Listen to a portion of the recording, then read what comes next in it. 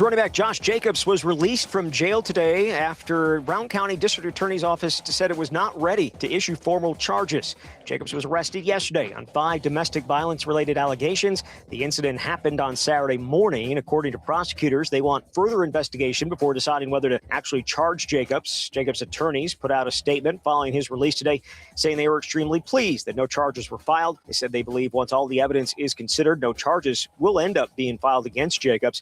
Coach Matt LaFleur spoke before the team hit the field for the second of their OTAs earlier this morning. Well, I know there's going to be a lot of questions about Josh. I'm going to stick with the statement that we put out as an organization and just let the process play out. LaFleur maintained that the team has high standards for conduct from their players. Our guys have done a really good job over the course of at least my time here. I think Goody and his staff do a great job of valuing character and bringing in really good people.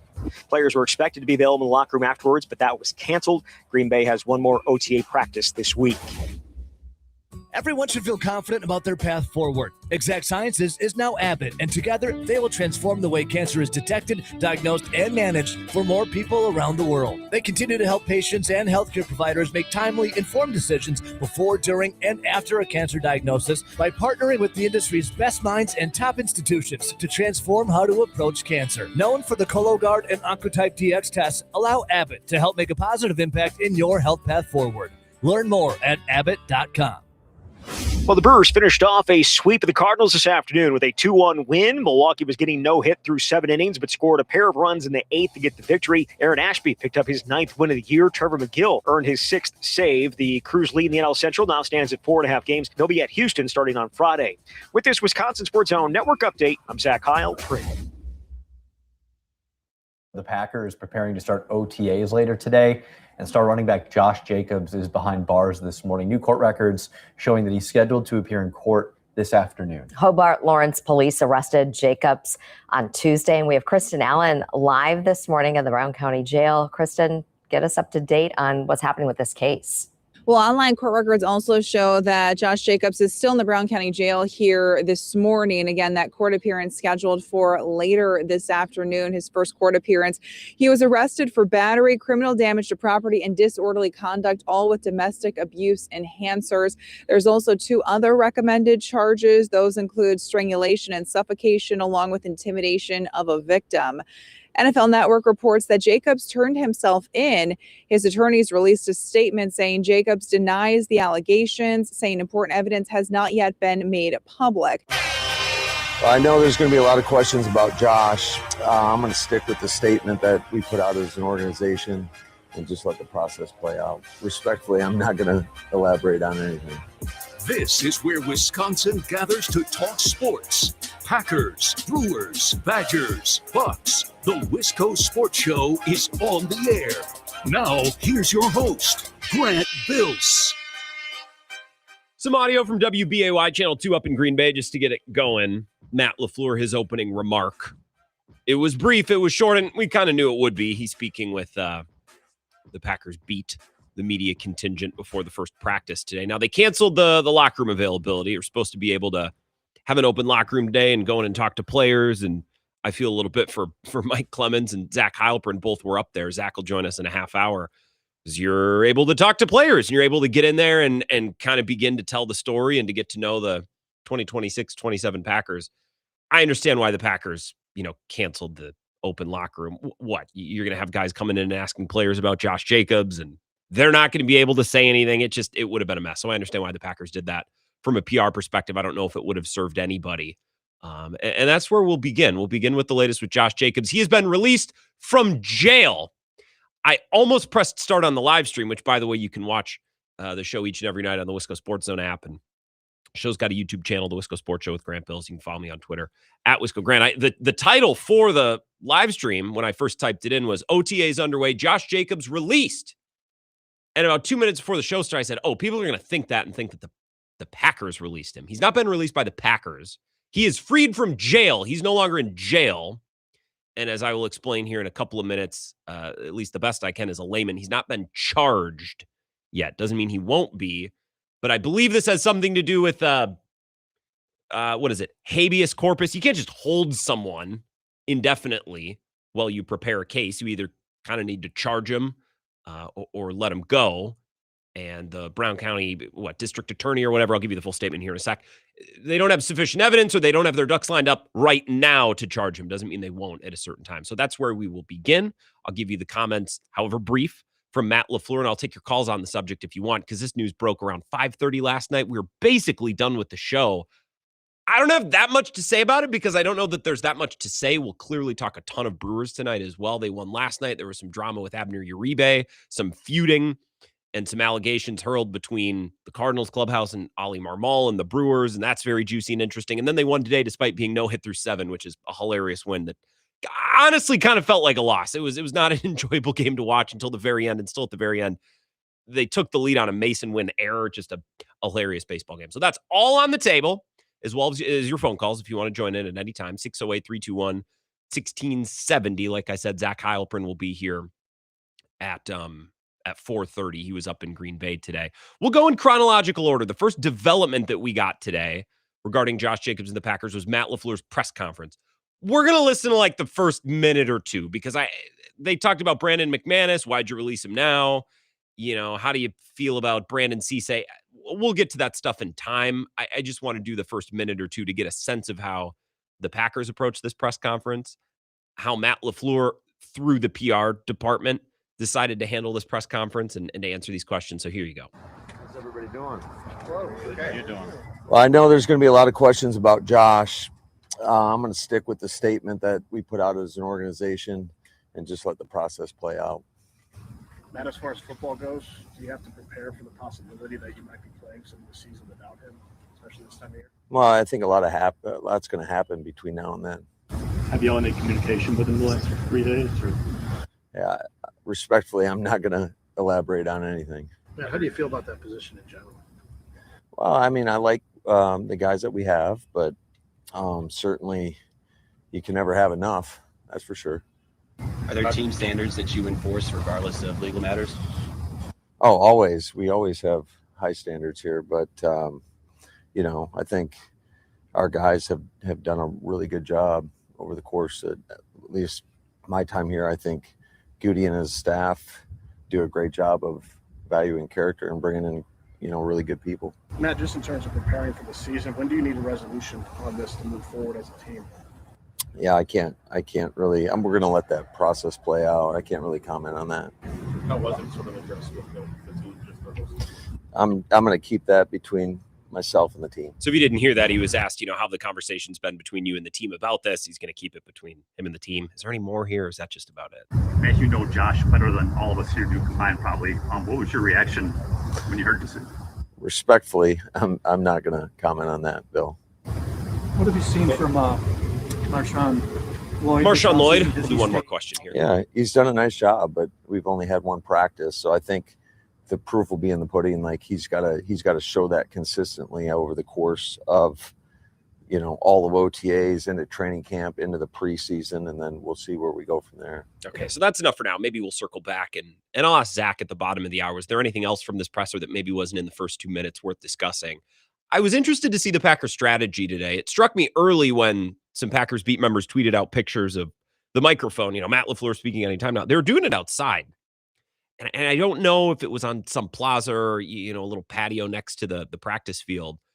My first thought when I saw that was, they're going to find a workaround to live streaming this thing, because the Packers in the media auditorium, I mean, any normal press conference as it connected to OTAs or any sort of practice, the media schedule during the season, you're familiar with that because we're always checking in on what the coaches are having to say.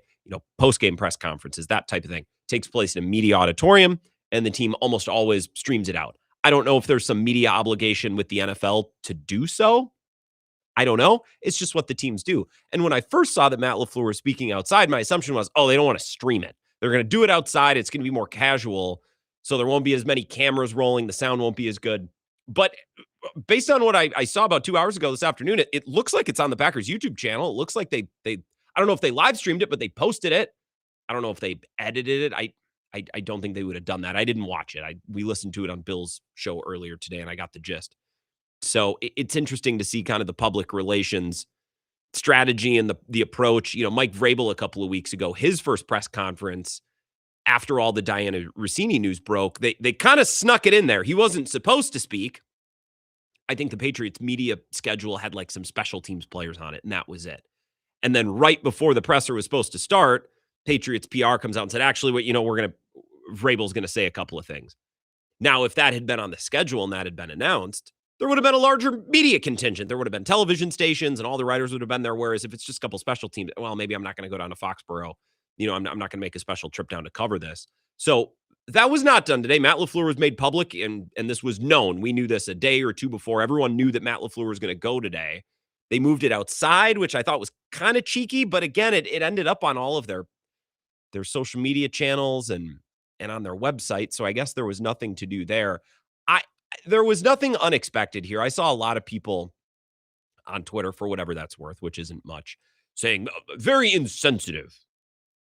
Matt LaFleur, very tone deaf. They didn't address the issue head on. They were never going to address the issue. Matt LaFleur was always going to give some very simple, corporatized, legalized, public relations driven statement.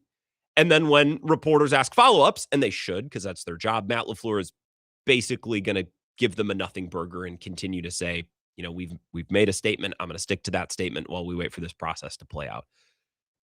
That's not entertaining. That's not juicy. That's probably best for all involved. It kind of shields the Packers from any liability from a great number of things. It shields their employee, Josh Jacobs, from a great number of things. And it protects those involved in an ongoing legal investigation. It's not popular, but then again, domestic violence isn't popular. There's no way to, we were going to come away from Matt LaFleur's presser today saying they handled that with great grace and aplomb.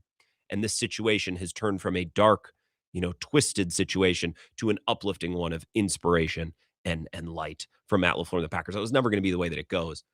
I saw Bukowski tweeting about this today, and I thought it was a fine point, a good point. You might not care. If you're someone who's interested in how these teams operate and their strategies and their machinations in public relations, if that's anything that you find interesting, and I think if you listen to sports talk radio, we pick at these press conferences. We're always looking for little things that slip through at the podium. I think we all probably find it interesting on some level. I think Matt LaFleur could have been a what's the word? Not sympathetic, but the statement was pretty brief. The statement that he gave could have been longer than 10 seconds. And after getting asked a couple follow-ups, at a certain point he laughed. He's like, "Look, guys, respectfully, I'm not gonna." It's like I try to avoid a laugh or a giggle. I don't know. There could have been a little bit more. Could have played to the room a little bit better. But then again, the Packers probably aren't interested in that. They don't really have reason to be. It's the job of an NFL team or any big corporation in a spot like this to plow through and just do what needs to be done. So I get it. Now, after this presser took place and after practice later on this afternoon, we learned that he had been released and he was not being charged yet. I'll give you the statement. This is the media release from David Lassie, the Brown County District Attorney. The Brown County DA's office has received a referral from the Hobart Lawrence Police Department alleging criminal charges against Josh Jacobs following his arrest yesterday afternoon. In the state of Wisconsin, law enforcement officers are mandated to arrest individuals under certain circumstances when the officer has probable cause to believe that a person has committed a crime and a reasonable basis to believe that a crime committed involves domestic abuse. While the standard for arrest is probable cause, when the district attorney's office makes a decision to issue legal charges, it's bound to apply a higher standard. That is, whether there is admissible evidence available that rises to the level of proof beyond a reasonable doubt. The decision to issue criminal charges is a responsibility that the Brown County District Attorney's Office takes seriously. Therefore, it is common for our office to review referrals where law enforcement has made a mandatory arrest for domestic violence. But our office chooses to release the individual from custody and request further investigation before making a formal charging decision. After reviewing the available evidence in the case, the Brown County District Attorney's Office is not yet prepared to make a formal charging decision. Our office has requested additional investigation as there is reason to believe that additional evidence may exist that would impact whether criminal charges are appropriate and what charges would be issued. Mr. Jacobs will be released from custody at this time, and a final charging decision will be made by our office at a later date. The investigation remains open and ongoing. Therefore, the Brown County DA's office will make no further comment about the case at this time. It's actually a very good statement if you're just trying to understand what's going on as a layman, and I am. And I think a lot of you probably are. I think of Dean, our caller in lacrosse. I know he's a lawyer, so this, he probably understands this on a deeper level. It's one thing to arrest somebody And Bill had a lawyer on today, Brent Iceburner from Levine Iceburner, who's a sponsor and Bill's new legal analyst on the show, basically saying it's common, and the statement lays it out really well. When there is reason to believe that someone's committed a crime, especially domestic assault, it's common to arrest that person out of basically an abundance of caution. Because especially, and this might be different between municipalities or states, but especially in Wisconsin, they arrest that person, get them out of the situation because God forbid they don't arrest that person, whether or not there's sufficient evidence to charge. And then something worse happens. Someone's injured gravely, or God forbid someone's killed, and they didn't arrest when maybe they thought they had reason to do so. So they arrest kind of liberally, right? If there's, any belief, probable cause basically, that a domestic violence type of act has been committed, they're going to arrest. Charging is a little bit different. So I don't know that the announcement today means, that it's likely or probable or even more likely that Josh Jacobs is not innocent, because that word can, mean different things, but that he will be freed and cleared of charges. It just means that they don't feel as though they have overwhelming evidence at this time. They're probably looking to find it. I was listening to a more political talk show earlier this afternoon that had some interesting data that the reason that a lot of domestic violence cases follow through, even when arrests are made, they fall through and charges aren't made, and arrests and prosecutions aren't made, is because the original the plaintiff, I guess, would that be the right word, doesn't follow through on their testimony. Because in a lot of these situations, the evidence is the person giving testimony of what happened. And if the person no longer wants to follow through with that, unless there's more witnesses or unless there's physical evidence, they kind of don't have a case. That doesn't mean that it didn't happen, but it would mean that there's not really evidence that's chargeable and prosecutable. So that's probably what's being weighed right now. I don't think, now I don't know, but I don't think the fact that he was released today, as many people on the internet are suggesting, I don't think the fact that he was released today means that, the person was making this up and they're out to get Josh Jacobs. That's not, that could be what this means. I am always kind of skeptical in these situations that that's what's happening. Like, okay, so someone's making all of this up to make a little money. I'm not saying that it hasn't happened, but it's a pretty extreme measure. So that's where we stand. I can't really explain it any deeper than that. I don't know what would need to be explained more deeply than that.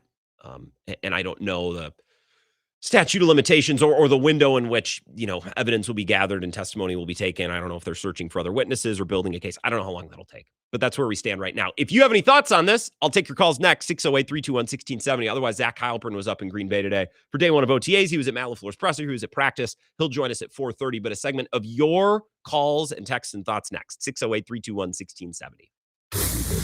This is the Wisco Sports Show with Grant Bills on the Wisconsin Sports Zone Radio Network. Wisconsin weather doesn't ease you into spring, it keeps you guessing. That's why your windows and doors need to handle everything. At Pella Windows and Doors of Wisconsin, we build for year-round comfort. Get the look you want for the home you love, with 0% financing options available, so you can upgrade now and pay over time. Plus, enjoy a free at-home consultation, expert installation, and a 10-year limited warranty. Schedule today at PellaWI.com. Certain restrictions apply. Offer expires May 31st, 2026.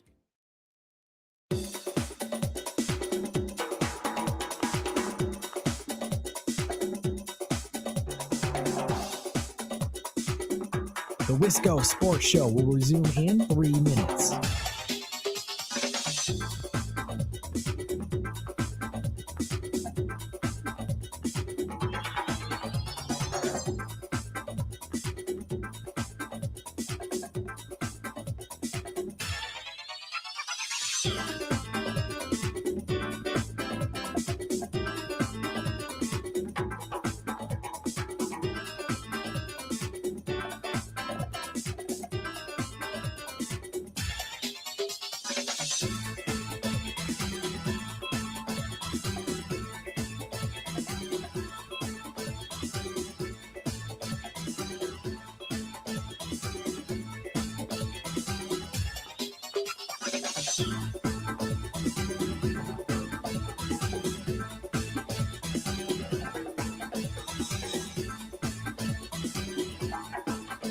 The Wisco Sports Show will resume in 2 minutes.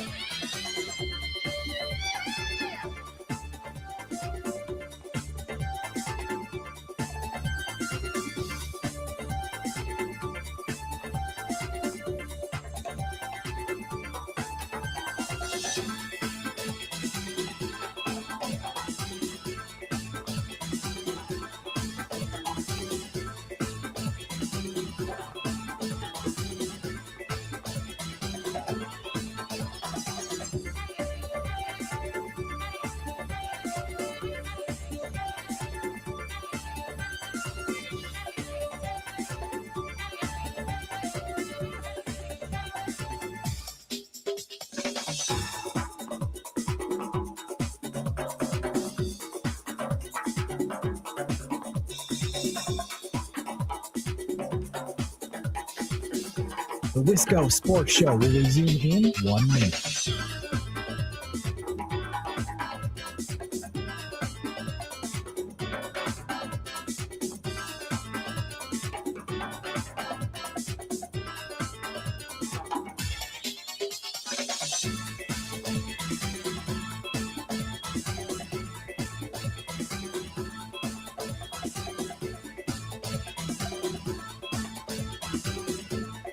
The Wisco Sports Show will resume in 30 seconds.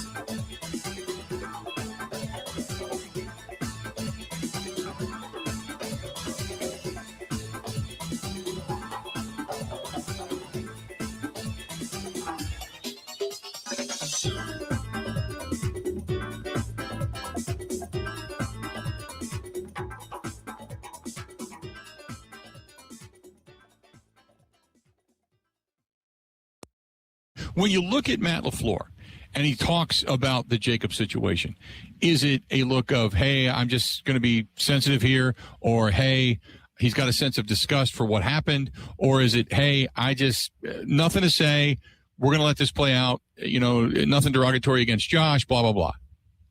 I think it's, hey, I may not have my star running back this year. Okay. I think it's, hey, Goody now knows he's got to go out and find something, because what we got ain't going to work. And we don't know anything about Marshawn Lloyd. Mike Clemens, his reaction after coming out of the Matt LaFleur presser earlier today. That was on Bill's show. Hour number 3, if you want to go find the full conversation in the podcast.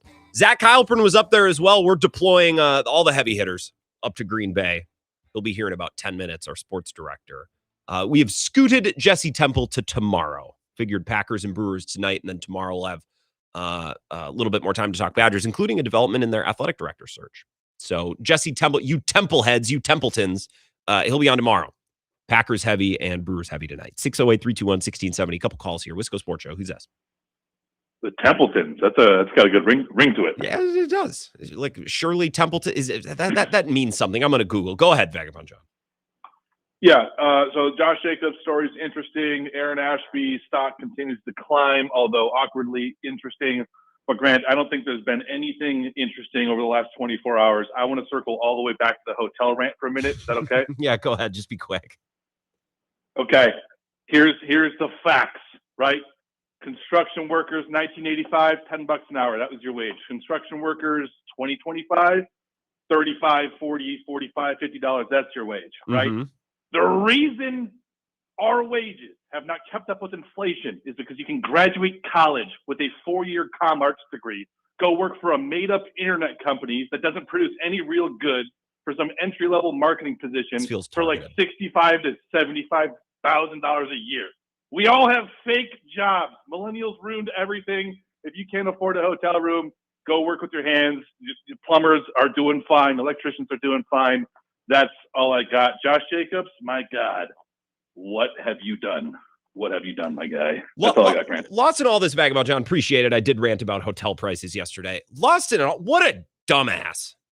I am assuming that on some level he did something wrong.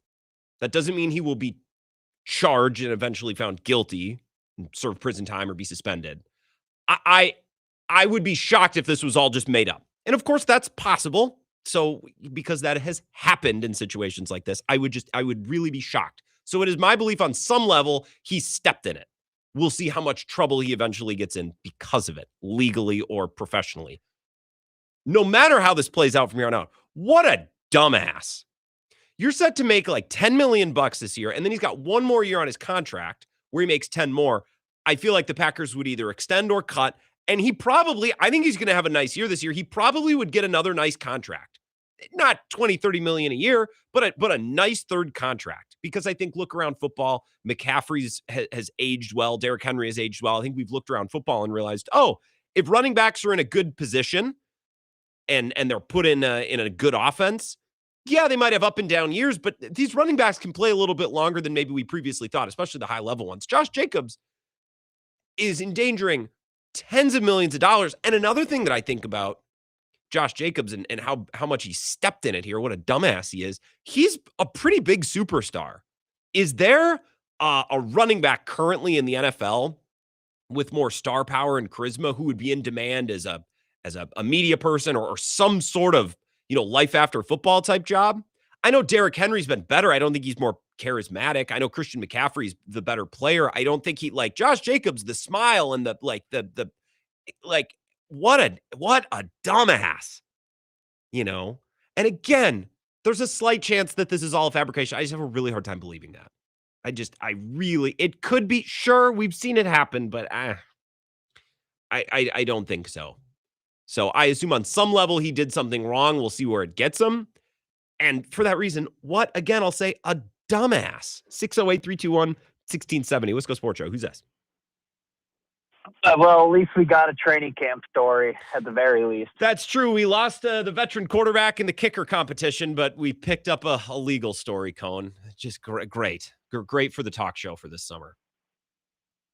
Yeah, there's only so many ways you can really talk about this. It feels a little gross to be speculating on stuff. Yeah. And, maybe even worse than the alleged crime is other people judging the Packers' statements and Matt LaFleur's statements. I think we are just, worse than hotel prices is this statement culture and judging things like, hey, Matt LaFleur hasn't said anything about the genocide in Gaza. Why not? What are we doing here? It was never going to be inspirational today. Cohen, he was always going to come up and give some sort of statement. I think there's a good way to do that. And LaFleur was maybe a little short. And I don't know that a giggle here and there was great. But for the most part, we got exactly what any NFL team would give you today. Yep. And then, I get bloggers, it's a slow news season right now. So they got to cling to anything and, relatively juicy story, but just a little gross speculated on all this, in my opinion. Yeah. And that's why, Cohen, I mentioned it to begin the show. I appreciate it. We'll talk again soon. I'll give you the latest.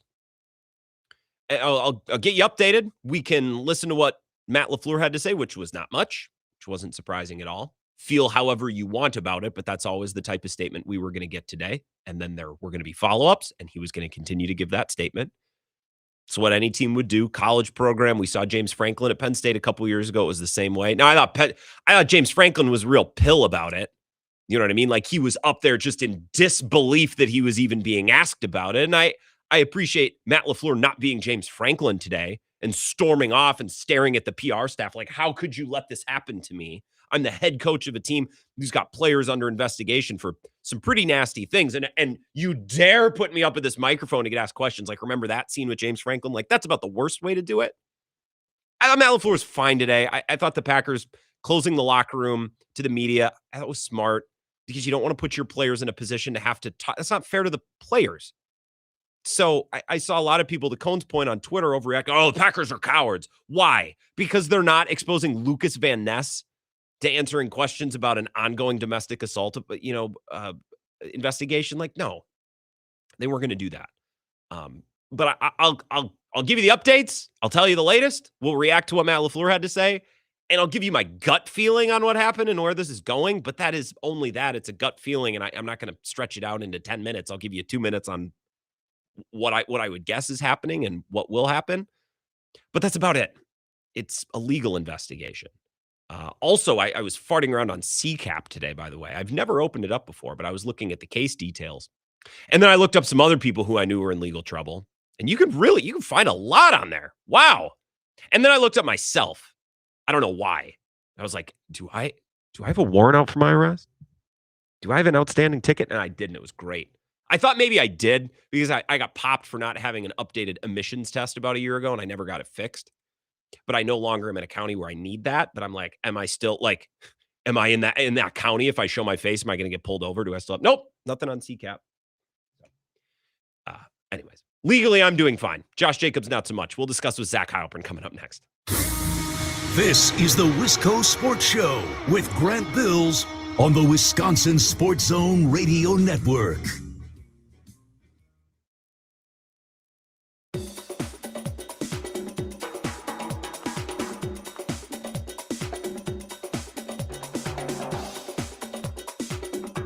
The Wisco Sports Show will resume in 5 minutes.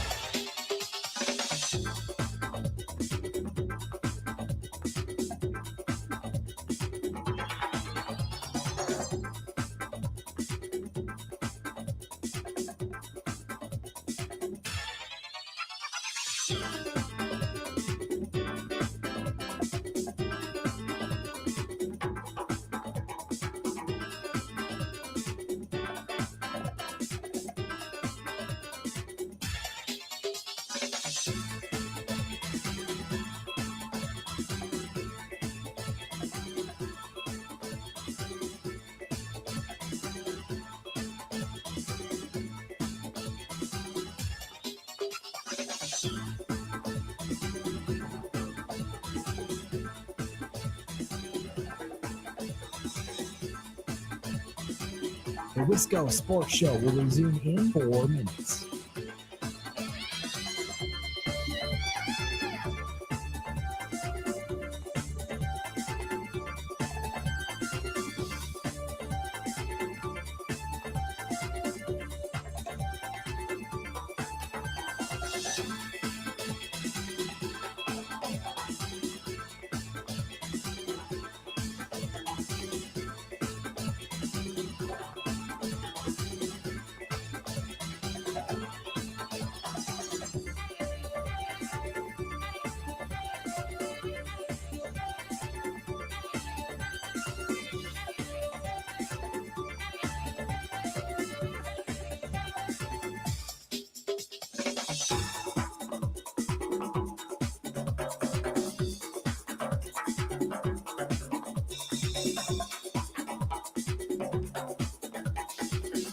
The Wisco Sports Show will resume in 3 minutes.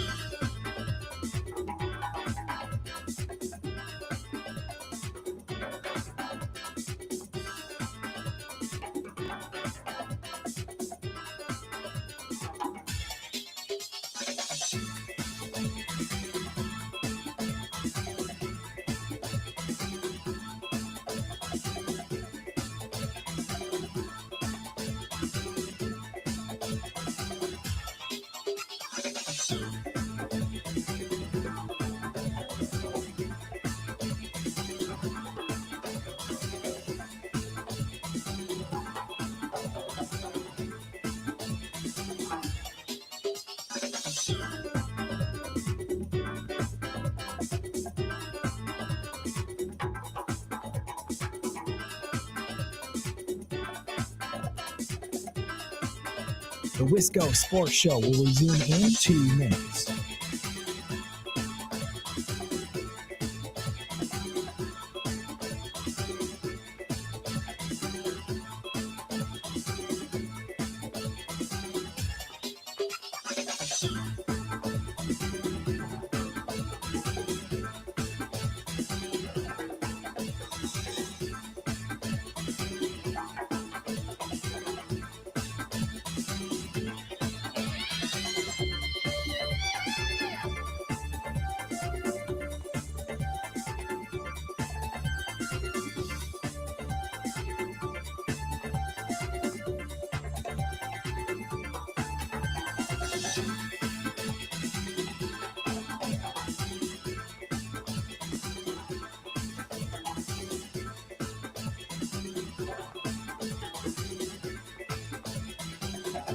The Wisco Sports Show will resume in 1 minute.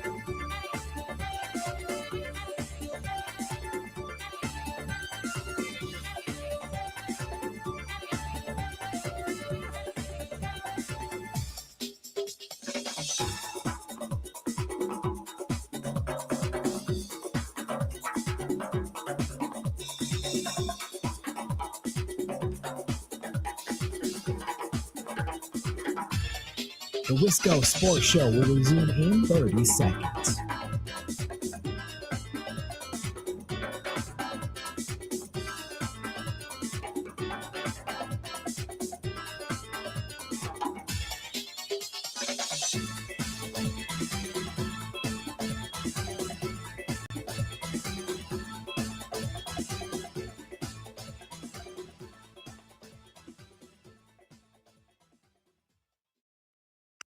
Well, I know there's going to be a lot of questions about Josh. I'm going to stick with the statement that we put out as an organization and just let the process play out. Respectfully, I'm not going to elaborate on anything.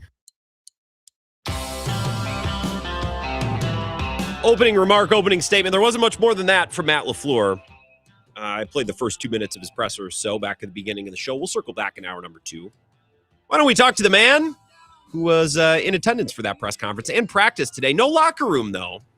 The Packers not opening up the locker room, not making players available today. Zach Heilprin is here, our sports director. And, of course, you hear him on the camp, presented by Brennan's Market. Jesse Temple will be on tomorrow, or Packers and Brewers heavy today. Zach, were you bummed that you didn't go into the locker room today? I feel like you drove all the way up to Green Bay.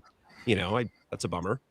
It is. Obviously, I mean, haven't seen those guys, haven't talked to those guys in a while. And there's a lot of other stories other than Josh Jacobs. So, yeah, I mean, it is, but it's also, I kind of expected it at that point, just because even though I kind of disagree with it a little bit, I mean, they have plenty of media training that it's very easy, you would think, to do the exact same thing that Matt LaFleur did, but they did not. And we'll have to wait another week, I guess, to have a chance to talk to those guys.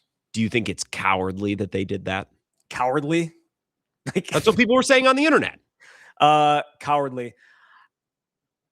I don't feel that way. I don't think so. I would say too conservative, I guess, maybe in that respect, just because you should trust that your guys are not going to make things worse. But again, there's so much unknown with this that I guess I get it on some level, but these guys are professionals. They're not high schoolers. They're not even college guys. They have had plenty of time to have these media training and gone through it all. And for them to not allow them a chance to talk is what it is, I guess. How do you think Matt LaFleur presented at the podium today?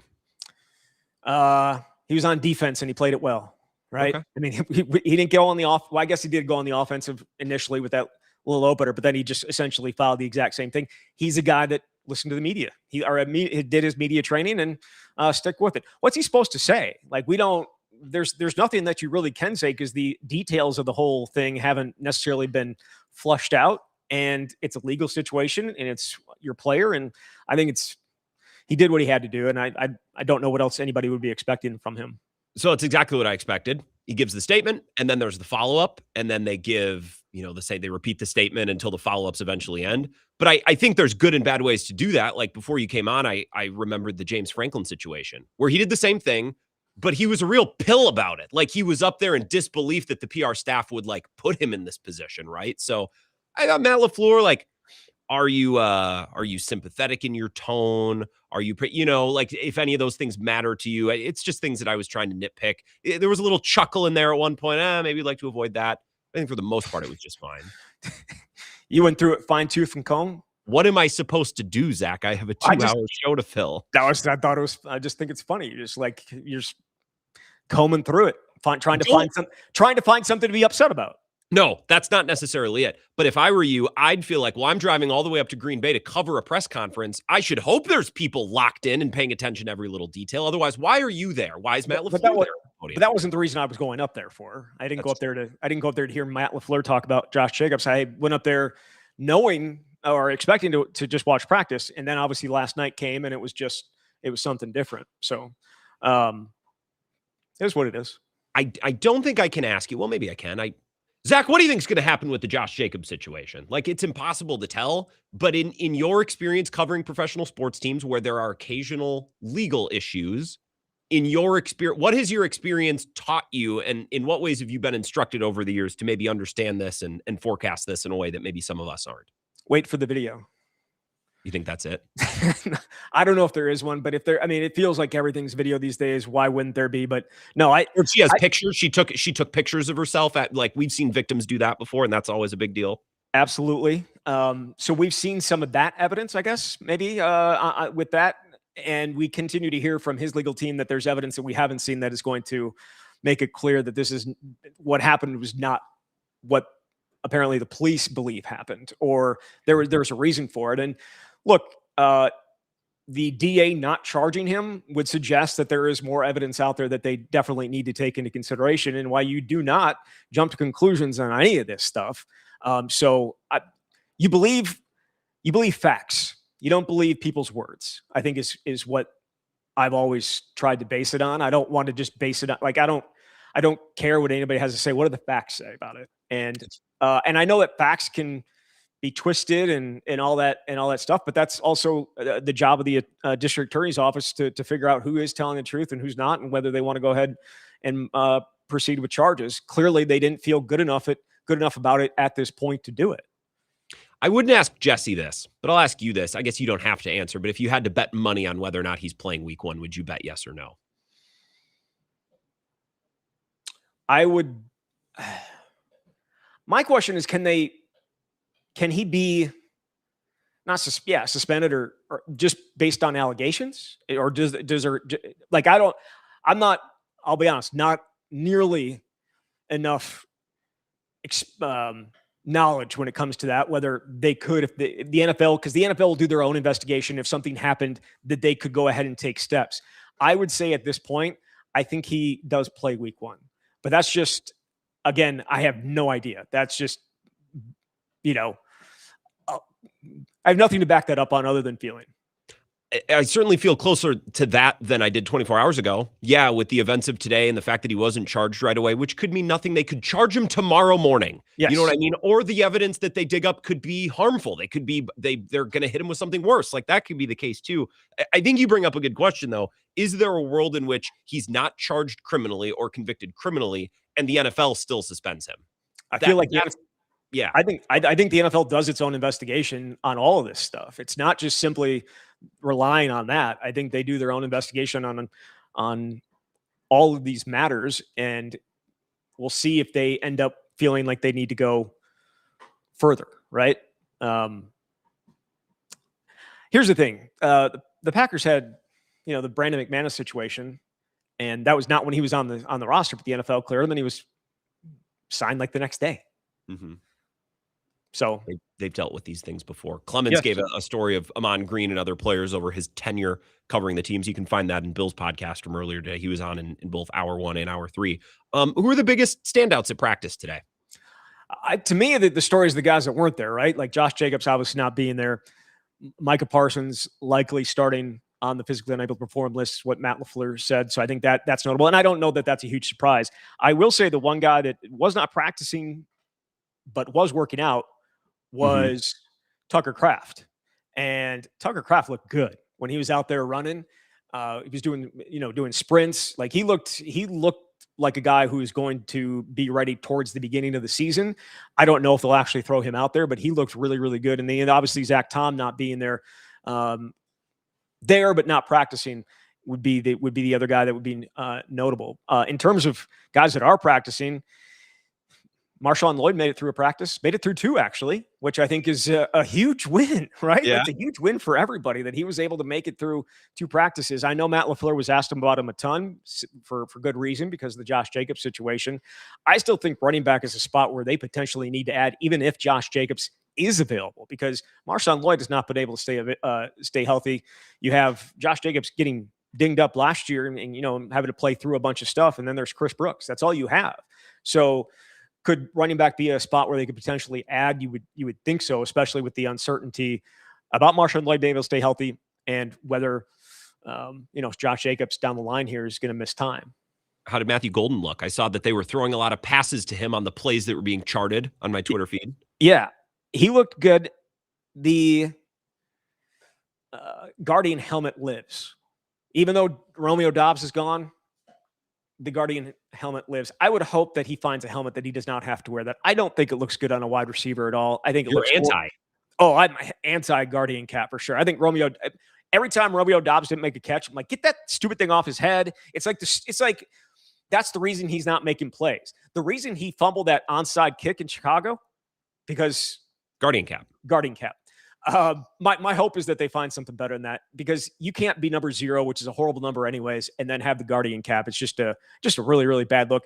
And Savion Williams also had it as well. But I certainly think Matthew Golden, you would expect a lot more opportunities than he got a year ago. And Matt LaFleur mentioned the play that he had in the Chicago game where he had the touchdown, that he made a lot on his own, and the type of ability he has to do that more often. Well, it's not just that he'll have more opportunity. Like, he'll have to have a certain number of catches and yards in this offense with Dobbs on. Like, I don't know that that's a negotiable this season. Like, that's going to happen for this offense, I think. Well, look at the rest of the wide receiver group, right? Like last year you had a ton of guys, and now I'd say lose 2, even though you gave one away, in Dontavian Wicks, and you let Romeo Doubs walk as well. So now it's Christian Watson, Jaden Reed, and Matthew Golden, and then who? I mean, like Savion Williams, right? And Sky Moore, and then it's Bill Melton's listed as a corner. I saw it today, and yet I think he was going through wide receiver drills, I believe. Yeah. That's always just been like a clerical thing. He's never played corner, but he's listed as that sometimes. I think that's thing. So, you're right. It will have to be. It's him. It's Christian Watson. It's Christian Watson in what essentially is a contract year, right? And you would think that is something they want to work on and get done before he has a huge season. I guess we'll see. But yeah, Matthew Golden, I think prime for a big one. It just hopefully is going to come without the guardian cap. I saw Cisse running with the ones today. That's got to be a positive sign. He got a few reps there, I would say. He was not initially out there with when they went team originally. It was the same as last year. It was Keyshawn Nixon, Carrington Valentine, and then the safeties with Evan Williams and Bullard and McKinney. Bullard wearing a new number, and I think he's due for a breakout season just because of it. He's down into a single digit now, goes from 20 down to 7. He's just going to look so much faster, Grant. I know you're shaking your head right now, but I don't care about this. I know. I'm of the minds, again, the look matters. I don't know what you're talking about. I've mentioned guardian caps. I've mentioned 0 looking horribly. It's clear that I think jersey numbers and that type of stuff matter. When you put a single digit on a guy, he all of a sudden runs like a half second faster. So that is just going to be, I'm interested to see how that goes. But no, in terms of Brandon Cisse, he's going to have to play. You would expect, because they have 2 corners that they have played extensively, and then you have guys playing safety that can move into the box, like Evan Williams, or into the slot, I should say, and Evan Williams and Javon Bullard. But they drafted 2 corners for a reason. Now, Damani Jackson was not taking part today. That's you would like to get him out there because you would hope that he's a guy that might be able to help you this year as well. And St. Juice wasn't out there either. He was rehabbing. I think the Packers would be fine with Keyshawn Nixon being a starting corner this year. I think they would love the flexibility to bench Carrington Valentine if need be. That's what they were lacking last year. It's like, man, we'd love another option for when this guy plays like dump. You know what I mean? Like, I think Nixon's better than most Packers fans would tell you. Yeah, Nixon had a really good play on a breakup with Jordan Love ball to the tight end, 88. Oh, God. Musgrave. Yeah. Musgrave. Thank you. I was thinking Montgomery. It's not Montgomery. It's Musgrave.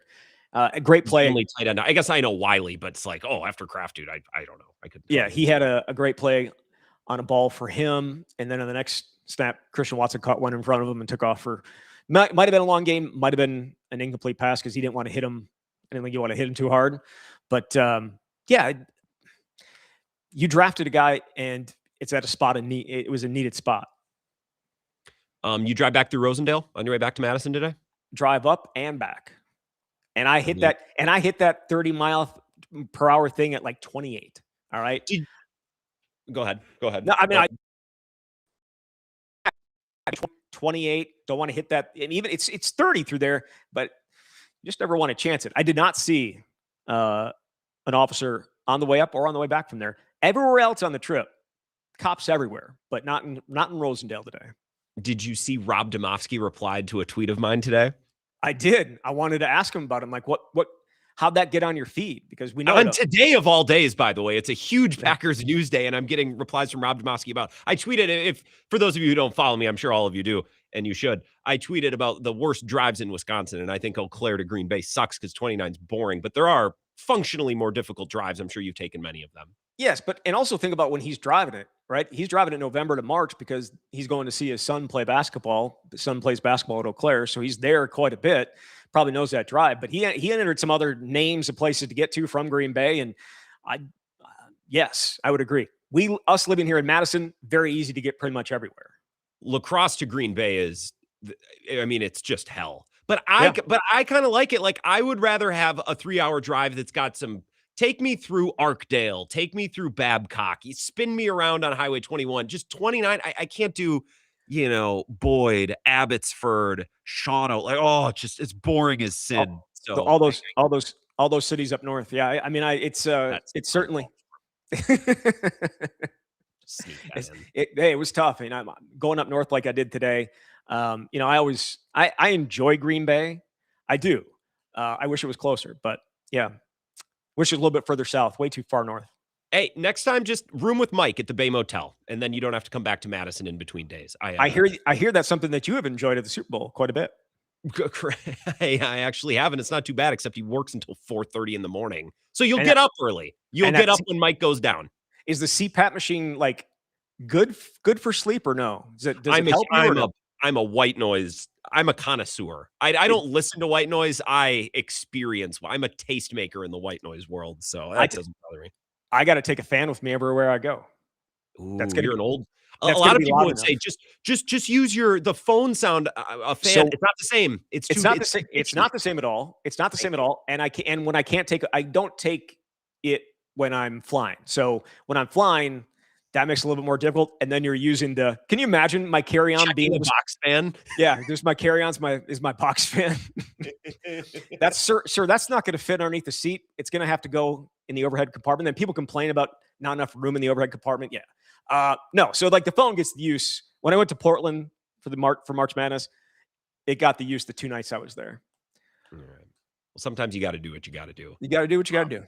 Sometimes in a hotel, you got to blend. All right, we're going to turn the wall unit on, and we're going to. It's like you're mixing things. You're a chef really more than anything. So what I wound up, I know this is ridiculous, but we went up to Luke Combs, stayed at a hotel, and didn't have that fan. It only had the fan on when the AC was running, and so the AC would turn on, and so it turned it on to 62, and then it's like going on and off every like 3 seconds. It was one of those wall air conditioners. And that's just annoying. So. You know what I'm talking about. I do. I could literally talk about this for 20 minutes, but I do need to go. All right. I think I do like the visual of sticking a box fan under the seat, though. I appreciate you, Zach. Thank you for the time. Yep. Thanks, Grant. Zach Heilprin, our sports director. What a great guy. I could talk about white noise. I could do half an hour on this. It's important to me. Fan, the white noise machine. Can't do a phone. I mean, I'll do a phone in a pinch, but it sucks. Things that matter to me. Anyway, Zach Heilprin, his reaction to the Josh Jacobs situation and practices up in Green Bay today. We'll wrap up the first hour of the show, and we're going to mosey into some Brewers talk to begin hour number 2 in just a couple minutes. This is the Wisco Sports Show with Grant Bills on the Wisconsin Sports Zone Radio Network.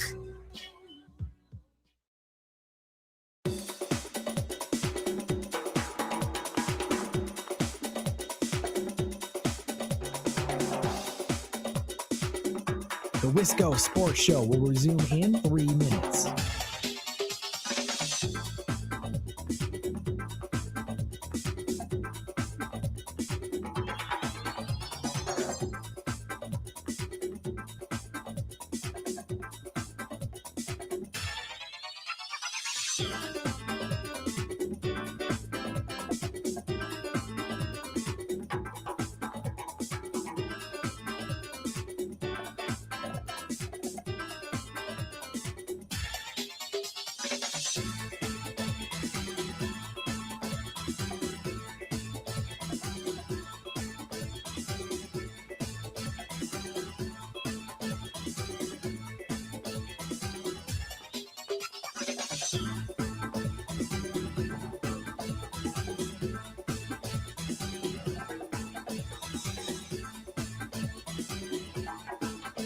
The Wisco Sports Show will resume in 2 minutes.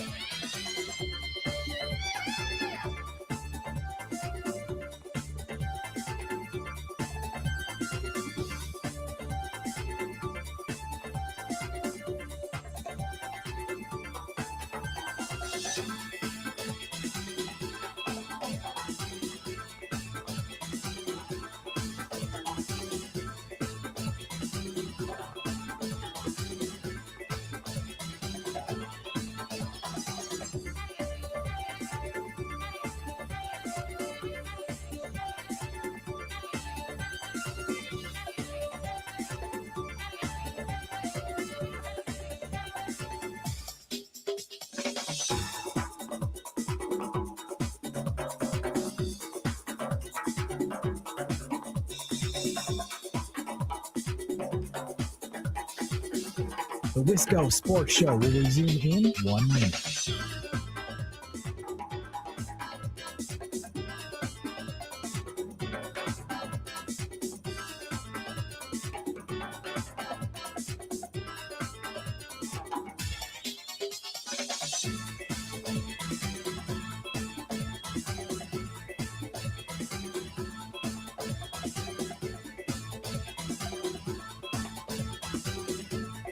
The Wisco Sports Show will resume in 30 seconds.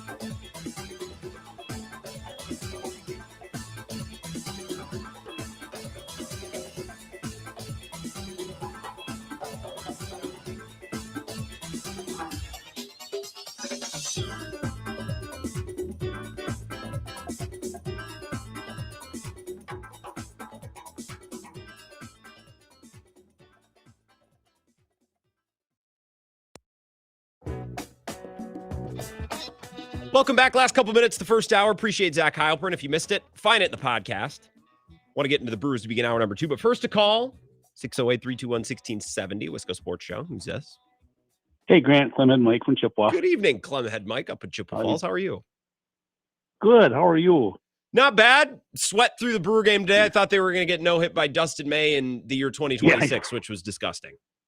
Yep. I was sweating through the Brewers game, too, because I was mowing and doing lawn work, so I listened to it on the radio. You were just sweating. Like Scott was saying over there on the grandstands, must have been a horrible officiating.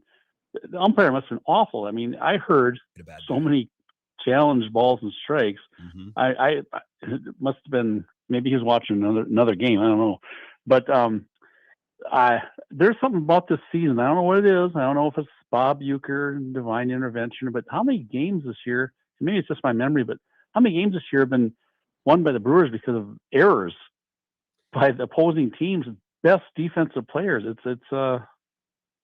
crazy. I don't think I've ever seen this happen so many times before. And I've been a Brewers fan since 1970. I mean, it's a good question. I mean, Mason Wynn booting a ball today is pretty bad. Like that's one of their best players. That's a young star for them. I also think you look at the series. I'm not going to apologize for it, Clement. I think they were outscoring the Cardinals 11-1 going into today. So we're going to get into some audio from the Cardinals managers. Like, they were stealing signs. It's like, okay, but then can you guys score some runs then? And then maybe I'll feel bad for you. Yeah. You know what? Another thing too.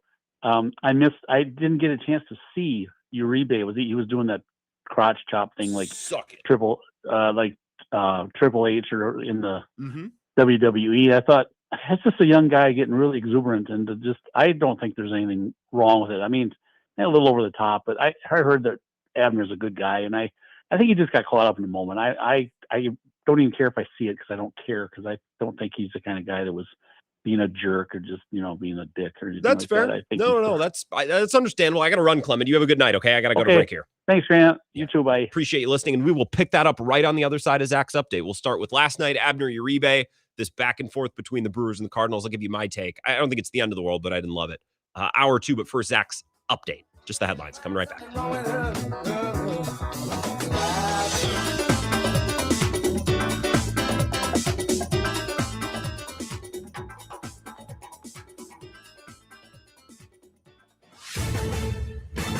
This This is a Wisconsin Sports Zone update. Well, Packers running back Josh Jacobs is free tonight after he was released from jail earlier today after the Brown County District Attorney's Office said he was not ready to issue formal charges.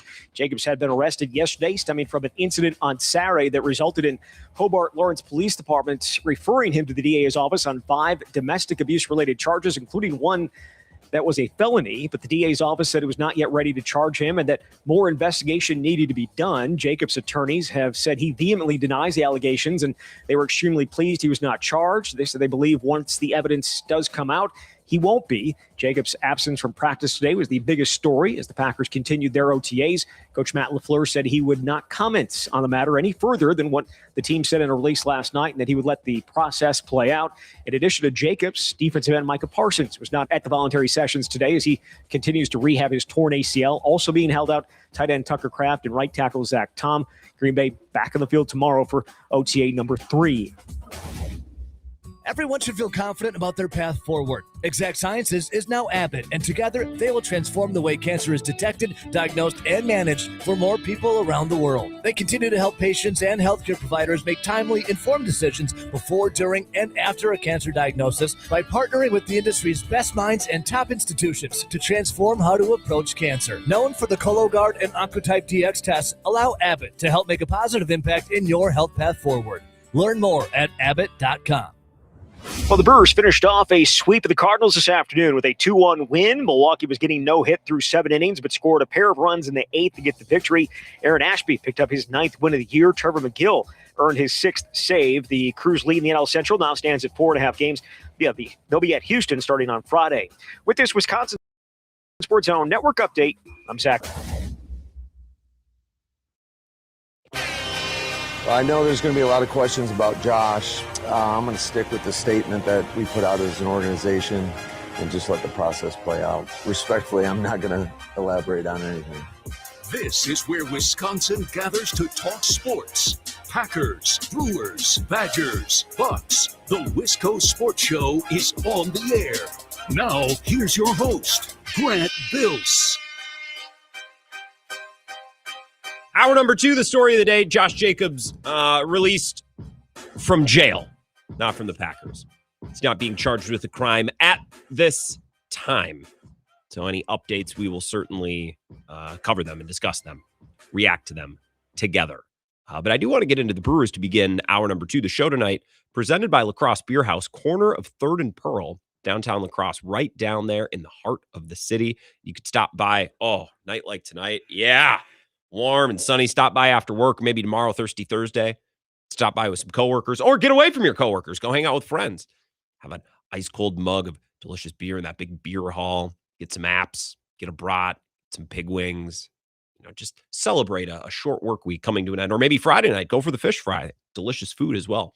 Corner of 3rd and Pearl, La Crosse Beer House, right downtown. So if you're a WK2I listener in La Crosse, would appreciate you going down there, supporting the business. And if you listen from elsewhere on the state, just keep in mind next time you're in town, stop in and give them your business as a thank you for them supporting the show.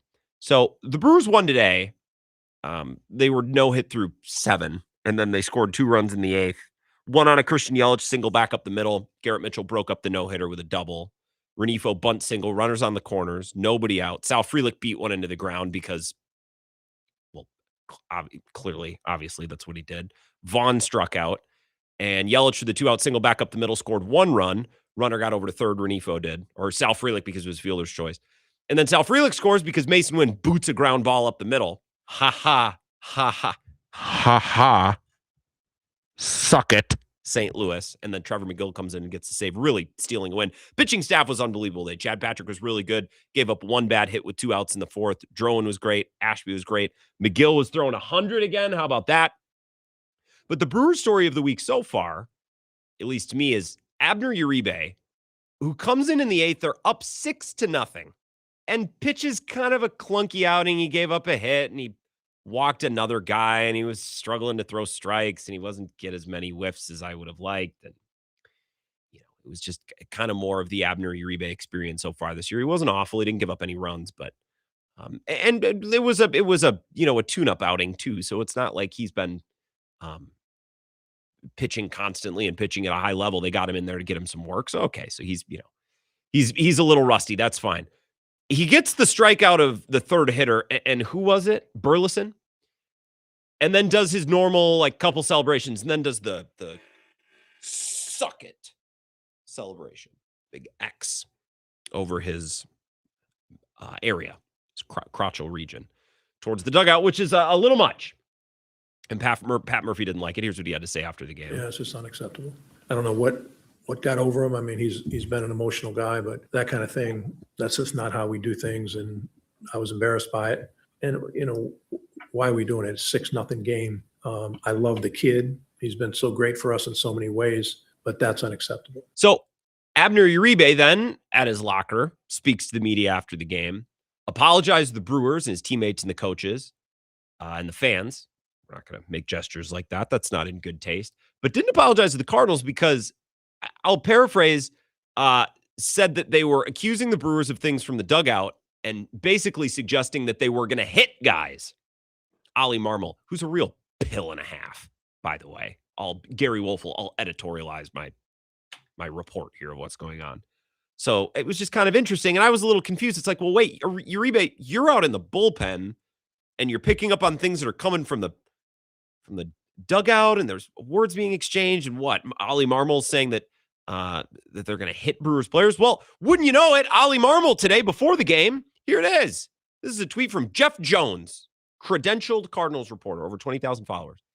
Tweets, Marmol said this morning that the Brewers were, in his view, relaying signs too obviously from the dugout in the first game of the series. He gestured to them to be smart and pointed to his ribs and said they were going to get someone hurt as warning, not instruction. So hold on here. I am to believe, and if I'm understanding correctly, that the manager of the Cardinals pointed to the Brewers dugout and said, hey, be smart. You're going to get someone hurt, as he points to ribs. Warning that we're going to hit you in the ribs. That's pretty clear, right?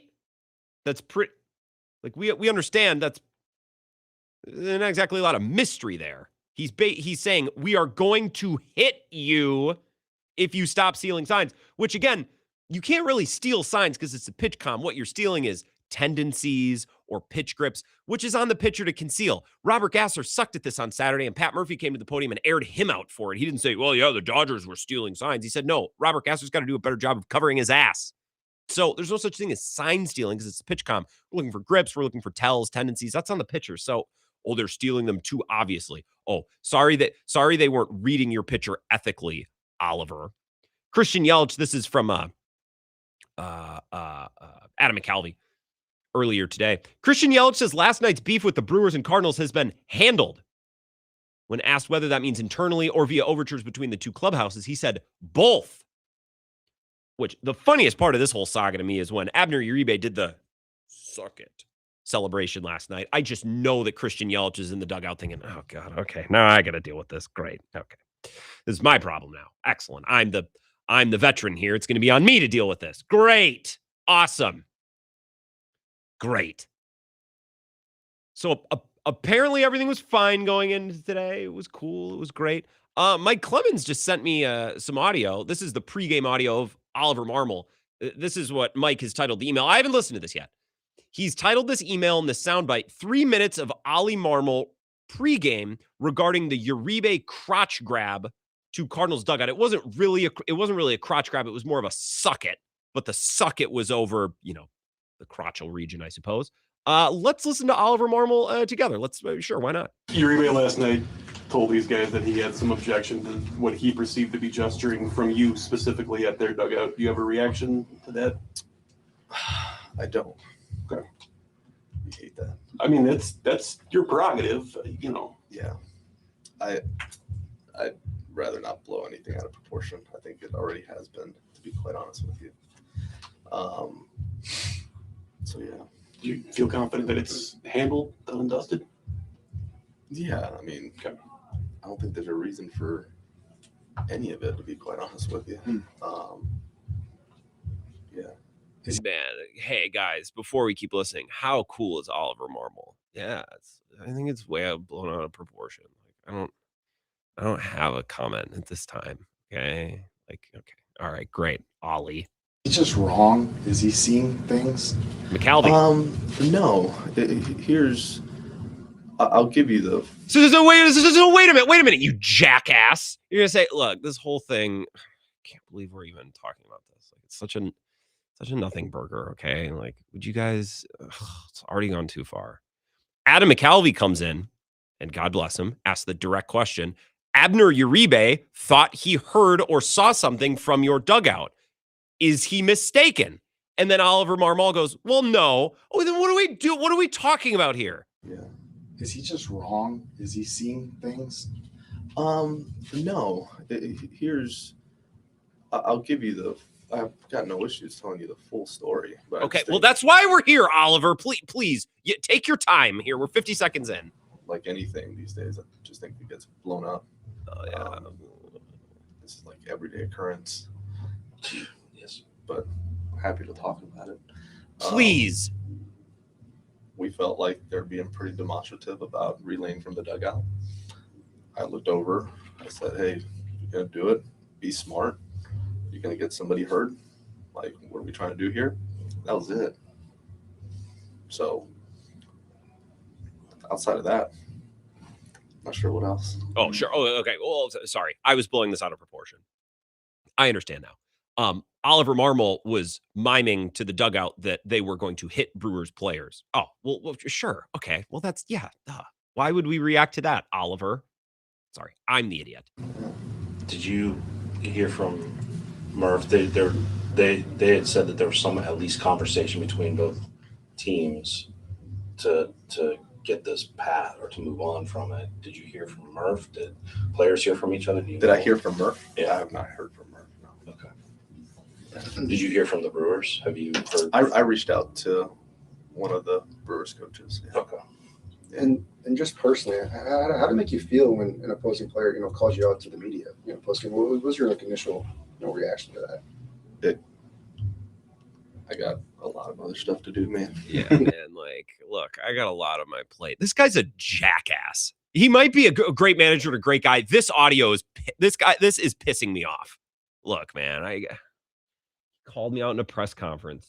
So what? It's just another day of managing the Cardinals. Like, I got to figure out my lineup for tomorrow. Why are you even asking me about this? Like, come on, are we done? It matters zero to me, honestly.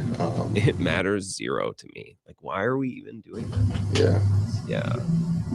Was there an exchange about this on the field pregame yesterday with one of their coaches? Correct. The same one I reached out to. Okay. After. Gotcha. Yeah. Oh, it was on the same subject? Same subject, yes. Okay. Yeah. And in your mind, is it closed? I have no reason to think it's not, to be quite honest with you. Yeah. When you say it's like an everyday, like, is this a conversation you've had with other teams throughout the year that we just have not been? Do you always threaten to hit opposing players because your pitchers can't cover their ass, or like, is that privy to? Teams have these conversations all the time. Sure. Yeah. Guys. I mean, all the time. Right. Usually, you just don't get that type of demonstrative reaction that spurs further question. Yeah. That's just the reality of it. Right. But we have those type of interactions daily across the league. So we understand kind of the unwritten part of it. It from the dugout is a no-go because of technology. I'll leave that up to you guys. Yeah. Honestly, that's a part of the game. Yeah. That's just, you have to be buttoned up on your end for it not to be the case, right? Duh! So, like, I always take that stance of if someone has something on us, that's on our staff and players to clean up. But then there's a certain way that you use it. I'll leave that up to you guys. I'll leave that up to you guys. No. We're on your time here, Ollie. It's clear you have an axe to grind, but you don't want to go all the way there. Okay. Good Lord. Okay. God, I'm so glad they swept that stupid team. Screw Mason Wynn kicking the ball all over the place. If they would have lost to Dustin May today, I would have been pissed. I mean, I'm still pissed about what happened in the first 7 or 8 innings of that game, but I won't. We won't discuss that right now. Your reactions to this or anything else? 608-321-1670. Let's go Sports Show. Who's this? Well, things ain't always what they seem, so wake up, Grant. It's Mad Max and the Tunnels Under Racine. Outstanding, Mad Max. Now, were you at the game today? I saw you tweeting about it, or were you just watching along? I was not. I was just following along. I was in the office today.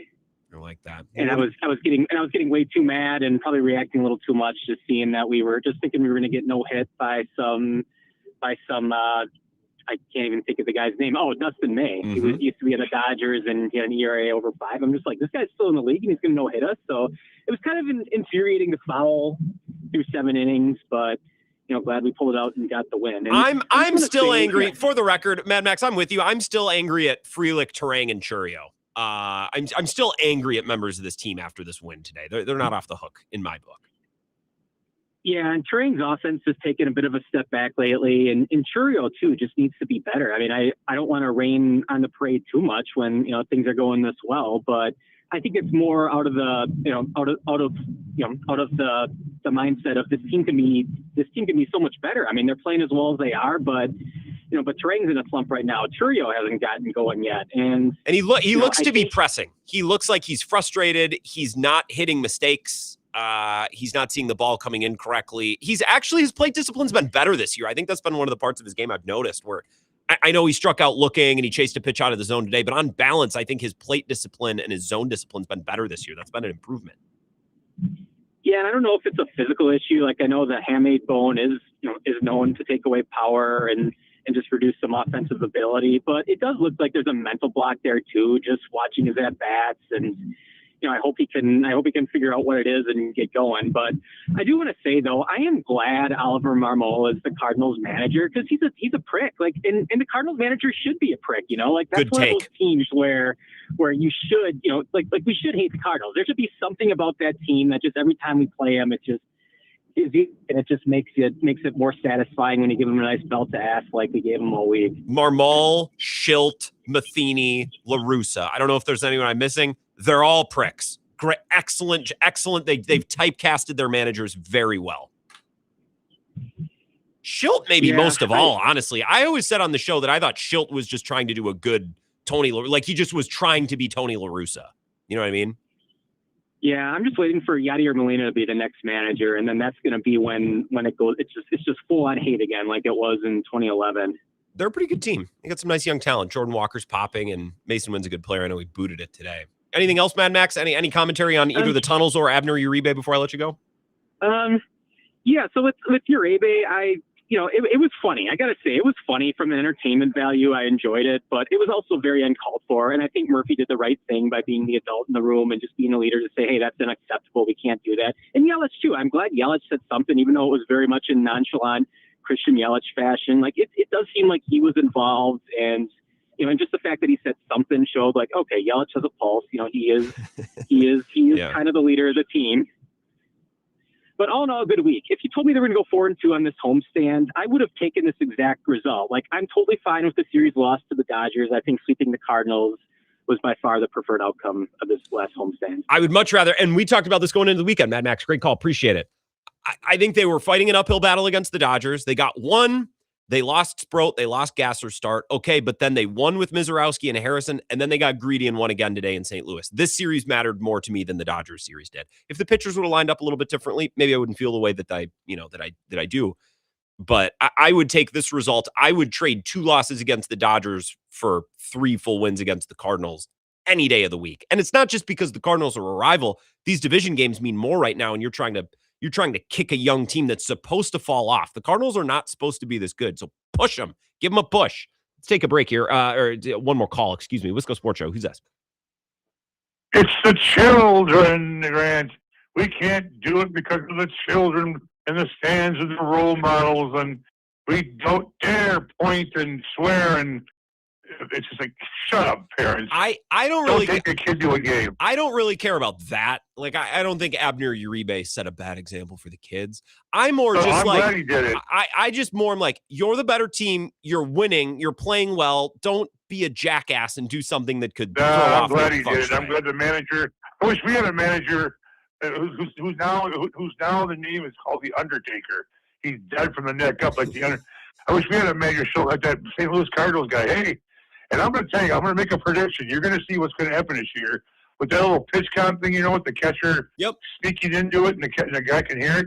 I'm telling you right now, somebody has come up with technology where they're going to be able to tap into that, and they're going to be somehow figure out how to relay this to the batters. That's going to be the next scandal you're going to hear. But hey, I got to ask you a question. I only heard bits and pieces. What was this crap in left field? As the people are getting bent out of shape with the section next to them. But besides the swearing, which I always tell parents, shut up. Your kids hear worse than video games and school at home. But what was going on out there in that section out there that people got all bent out of shape over? Tarps off the shirtless section? Yeah, something happened. I was trying to figure out my region. I go, I wasn't quite getting it. Where between that and the swearing and some people were getting all bent out of shape because of the language. I said, hey, as far as the language, parents, don't take your kid to a game. Guess what? Don't take them. Too damn bad. They hear worse at home. So shut up. But what was going on out there? I think there's a trend in baseball right now, Dave, where there's a section in the ballpark where everyone takes their shirt off and they just start waving it in the air. Tarps off, we call it. This is the trend. And tarps. Yeah. What it was. Yeah. Okay. So the Brewers have started this, and everyone got bent out of shape on Saturday or Sunday because people were trying to come up to the section in the 400s and the ushers weren't letting them. So everyone's like, how all the ushers are, the fan police, blah, blah, blah, blah. And now I guess it's like. Why are they keeping them from coming to the Why are they keeping them coming up there? I don't know, because that's not where their ticket is. I don't know. But now it seems like the Brewers have a policy that the tarps off section is down in like the Miller Lite landing or somewhere. Like they've specified it to a section. I don't know. So people wanted to go up to that section, take their shirt off too. Yes, that's what was going on. Oh, because I heard talking about the workers there were rude and they were all, okay. That's the beef. People are having a section with their shirts off and basically, yes. Oh my God, that'll be a little. Parents, don't go. Keep your kids home and keep them on those video games where rape, murder, and incest and killing cops. Okay. Dave, good call. I like your Craig Counsell commentary. Are you going to win tonight, or is it going to be 11 straight? No, we have undertaken. I wish Craig Counsell would point to his crotch or do something. No, he's dead from the neck up. And the Brewers keep winning. That division is over as far as I'm concerned because we got no pitcher. You got 5 starters out. You ain't winning. What? Who's going for the Cubs tonight? You Tyone? You get the worst pitcher who has the highest ratio to contact home run ratio in the whole major leagues tonight. He's out pitching. They can't score the base. And one last thing, you hear people, you got to change the order. No, people. Changing the order is not going to change the baseball IQ. You're still the same baseball IQ when you go up to the plate if you're batting second or ninth. So I agree. No. They're a dumb team, Dave. I feel bad for you. I really do. Appreciate the call. Yeah, the Cubs tonight will try to get their first win in 12 tries. They're going for 11 straight losses. It's Tyone on the mound. And if they don't win tonight, well, then tomorrow, the finale against Pittsburgh, they face Skeens, as Sam Olber would say. So, man, if Jamison Tyone gives up some home runs tonight, that game starts in about 20 minutes. Woo! I'm enjoying watching from afar. It's very entertaining. Let's take a break. Couple minutes. We'll be right back and pick up our Brewers conversation on the other side. I'll give you a positive. From today and last night, which is hilarious that I have to specify given they've won both of the last 2 games. But I think the biggest positive from today and from last night. This is the Wisco Sports Show with Grant Bills on the Wisconsin Sports Zone Radio Network. Wisconsin weather doesn't ease you into spring. It keeps you guessing. That's why your windows and doors need to handle everything. At Pella Windows and Doors of Wisconsin, we build for year-round comfort. Get the look you want for the home you love with 0% financing options available. So you can upgrade now and pay over time. Plus, enjoy a free at-home consultation, expert installation, and a 10-year limited warranty. Schedule today at PellaWI.com. Certain restrictions apply. Offer expires May 31st, 2026.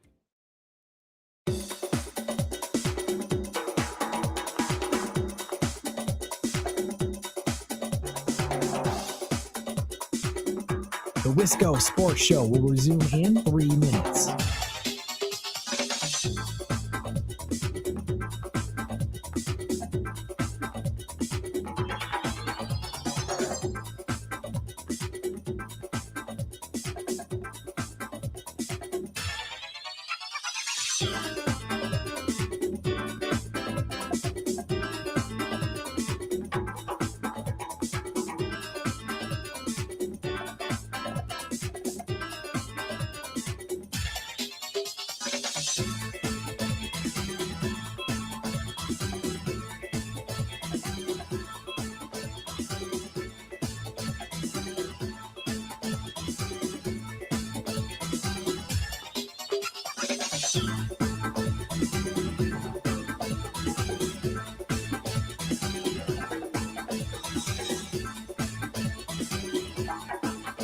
The Wisco Sports Show will resume in 2 minutes.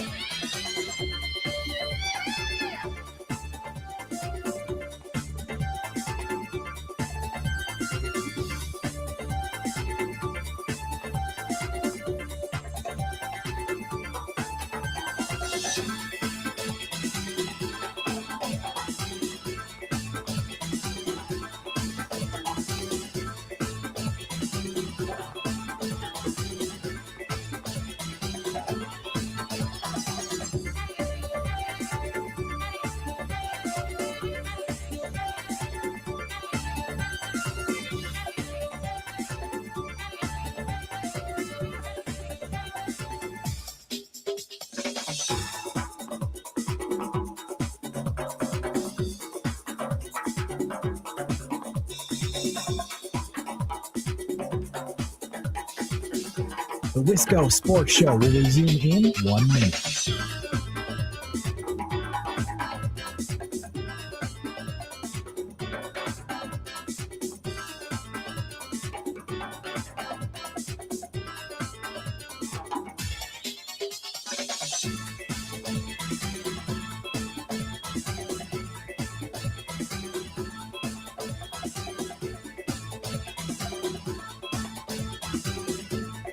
The Wisco Sports Show will resume in 30 seconds.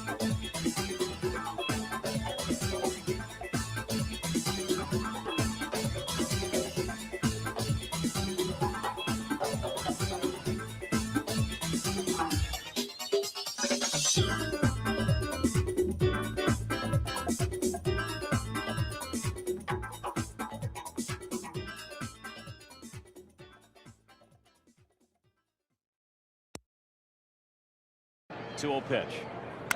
Right back up the middle, he does just that. Mitchell scores. Freeland to third. We are even, one apiece. Christian Yelich coming up with a big 2-out hit. Huge 2-out RBI to tie this game at 1. There's a 2-0 sinker right down the middle. He's ready for it.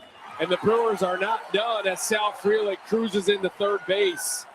So Churio fly to deep center his last time. Ground ball up the middle, Wynn has it, bubbles! Everybody's safe, and the Brewers have the lead. The two scoring plays from the 8th inning today. Brewers were getting no-hit through 7. And Garrett Mitchell breaks the no-hitter with a double.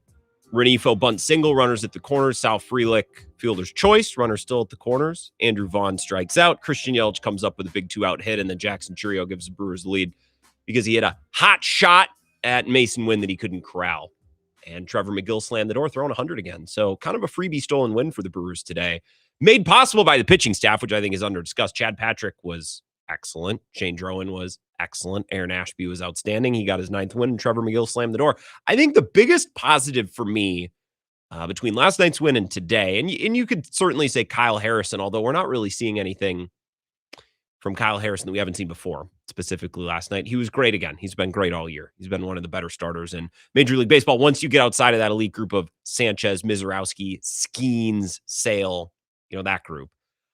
I think a huge positive for the Brewers right now is Garrett Mitchell. And I don't even know what he's hitting. I'm willing to bet that it's not that impressive. I think a big part of analyzing Garrett Mitchell and trying to contextualize his place on this team is understanding that ideally he's like your 6th hitter. Ideally, and in today's lineup, it went Yelich, Churio, Terang, Contreras, Bowers, Mitchell. He was in the 6th hole. Now, Sal Frelick, David Hamilton, Joey Ortiz, like some of these other players, 7, 8, 9, maybe one of them goes higher for a certain matchup, or maybe, I don't know, maybe Vaughn and Bowers play in a certain game, which means Garrett Mitchell sneaks down to 7th. But I think on balance, on average, he's about your 6th hitter. And he's not playing every day. He's hitting .236, which is far from spectacular. 28 RBIs, 3 home runs. I was texting with my dad about this last week, actually. This version of Garrett Mitchell works if he can limit the strikeouts a little bit better than he has. I still don't like him up in a situation where, let's say there's runners at the corners, 1 out, and you just got to get a ball in the air. You just got to make contact. Like, I don't love Garrett Mitchell in that spot just because it's quite likely, in fact, probable, that he'll strike out and that he'll struggle to make contact. But as we saw last night, like when he makes contact, he makes contact. That home run to center field, it didn't even look like he swung hard. Like Sal Frelick beats the ball into the ground in front of the shortstop or the second baseman, and it looks like he's swinging with the force of 1,000 waves. No human being has ever exerted more energy to do anything than Sal Frelick when he hits a ground ball. Like it looks like he's ripping his arms out of their sockets to just golf the ball into the pitcher's mound. Garrett Mitchell flicks the bat at a ball, and it's 105 off the batter eye in, center field. Like the power, but it's not power like Prince Fielder or Kyle Schwarber power where you're getting 30 home runs. It's power in that when you make contact, it's probably going to be hit really hard, which is why Garrett Mitchell needs to find a way to hit more home runs. A bunch of 105, 106, 107 mile per hour exit velocity balls in play are great. You occasionally need more of them to go over the fence, which is why last night was such a big box check for me. 105.7 off the bat, launch angle 27 degrees, 421 to dead center. It's just a massive swing, and it looks easy. It looks so natural, right? Again, Sal Frelick is like he's swinging so hard his helmet turns backwards, and the ball's not leaving the infield. Garrett Mitchell just puts one quality swing on a pitch, and it doesn't stop. Screaming through the air. It's flying through the air. So I think little development here and there from Garrett Mitchell. When you can get a big hit off the wall or a home run or a hard hit ball to the outfield, like you're getting a little something from Garrett Mitchell. I'd like him to be a little bit better at stealing bases for as fast as he is. I don't think he's great at that. I don't fully trust his instincts in center field yet. I think sometimes he plays a little cautious because of his injury history, which I get. But for how fast he is, he should be able to give you a little bit better fielding value. He's 77th percentile in range. That should be better. The arm strength is outstanding. We saw that in I think game 2 of the Cubs series last week when who'd he gun out at? He gunned out Nico Horner at third base. Although they're running it outs all over the place. Ian Happ ran into one at third base last night. And so maybe throwing out a Cubs base runner on an attempted sacrifice fly, maybe that's not really anything all that impressive. But I like what they're getting from Garrett Mitchell. I just need a little bit more. I just need a couple more homers mixed in there, and it really starts to work well in the 6th hole. Like I just need a little bit more. Those hard hit balls need to translate a little bit into more home runs, because it's incredible. Like last night and the night before, isn't it amazing, folks?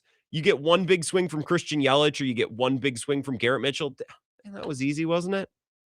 Immediately put a couple runs on the board. Or, the Brewers with William Contreras, what was that last Friday? 3-run home run. It's like, oh my God. When you hit a home run with a couple guys on, isn't it? Baseball's so easy. Scoring runs is so easy when occasionally you can put a big swing on the ball. So if Garrett Mitchell can just a little bit more, just a couple more home runs, because he hits the ball hard. This profile works right now as a 6th hole guy and a center fielder guy. Sal Frelick is not working. Blake Perkins is not working. So they're far from settled in the outfield, but Garrett Mitchell's proven to be a solid piece. Not a first half of the lineup guy, but a guy who can give you real pop and tools. I'd like for that pop to be a little bit more consistent, but they're getting some good stuff, in the 6th or the 7th spot in the lineup. I'll take more of your Brewers thoughts on the other side, and we'll probably circle back into a Josh Jacobs reset as well. But more from you, 608-321-1670. This is the Wisco Sports Show with Grant Bills on the Wisconsin Sports Zone Radio Network.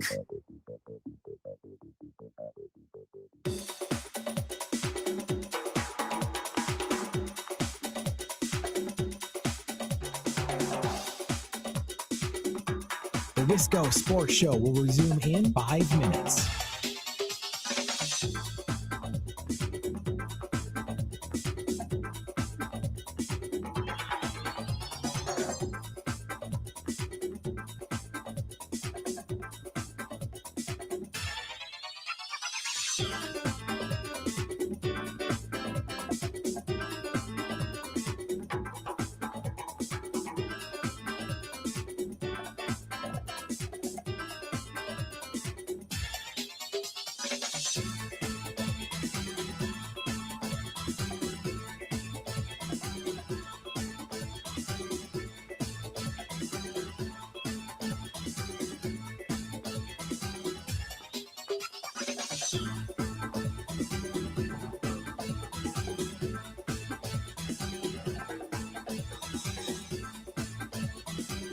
The Wisco Sports Show will resume in 4 minutes.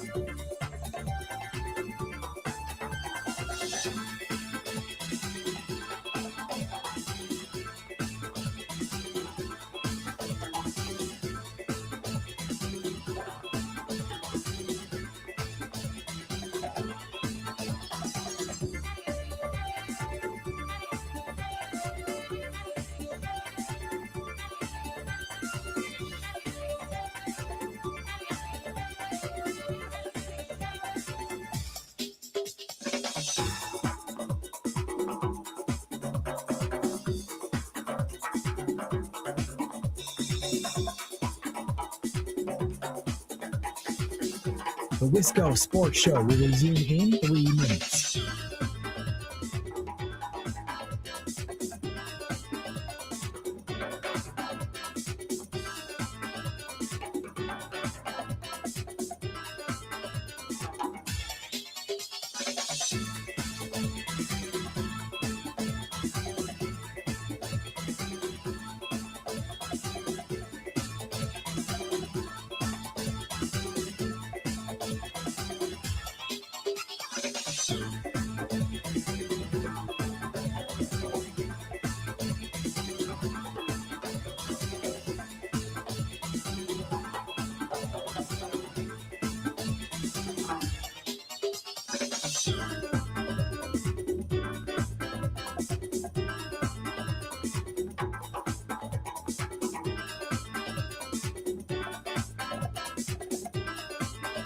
The Wisco Sports Show will resume in 2 minutes.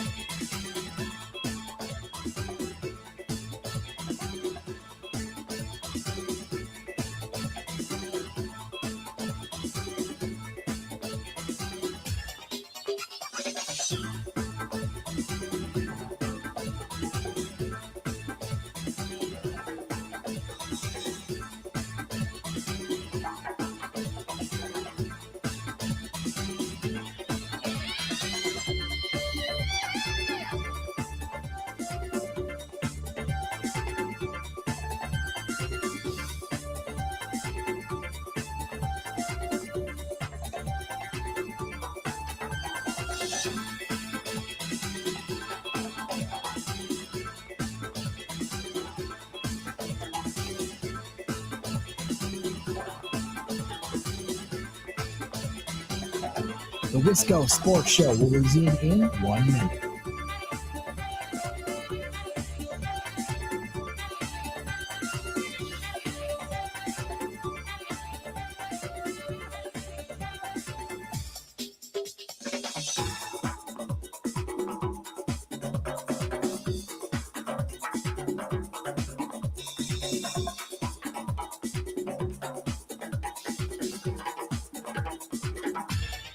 The Wisco Sports Show will resume in 30 seconds.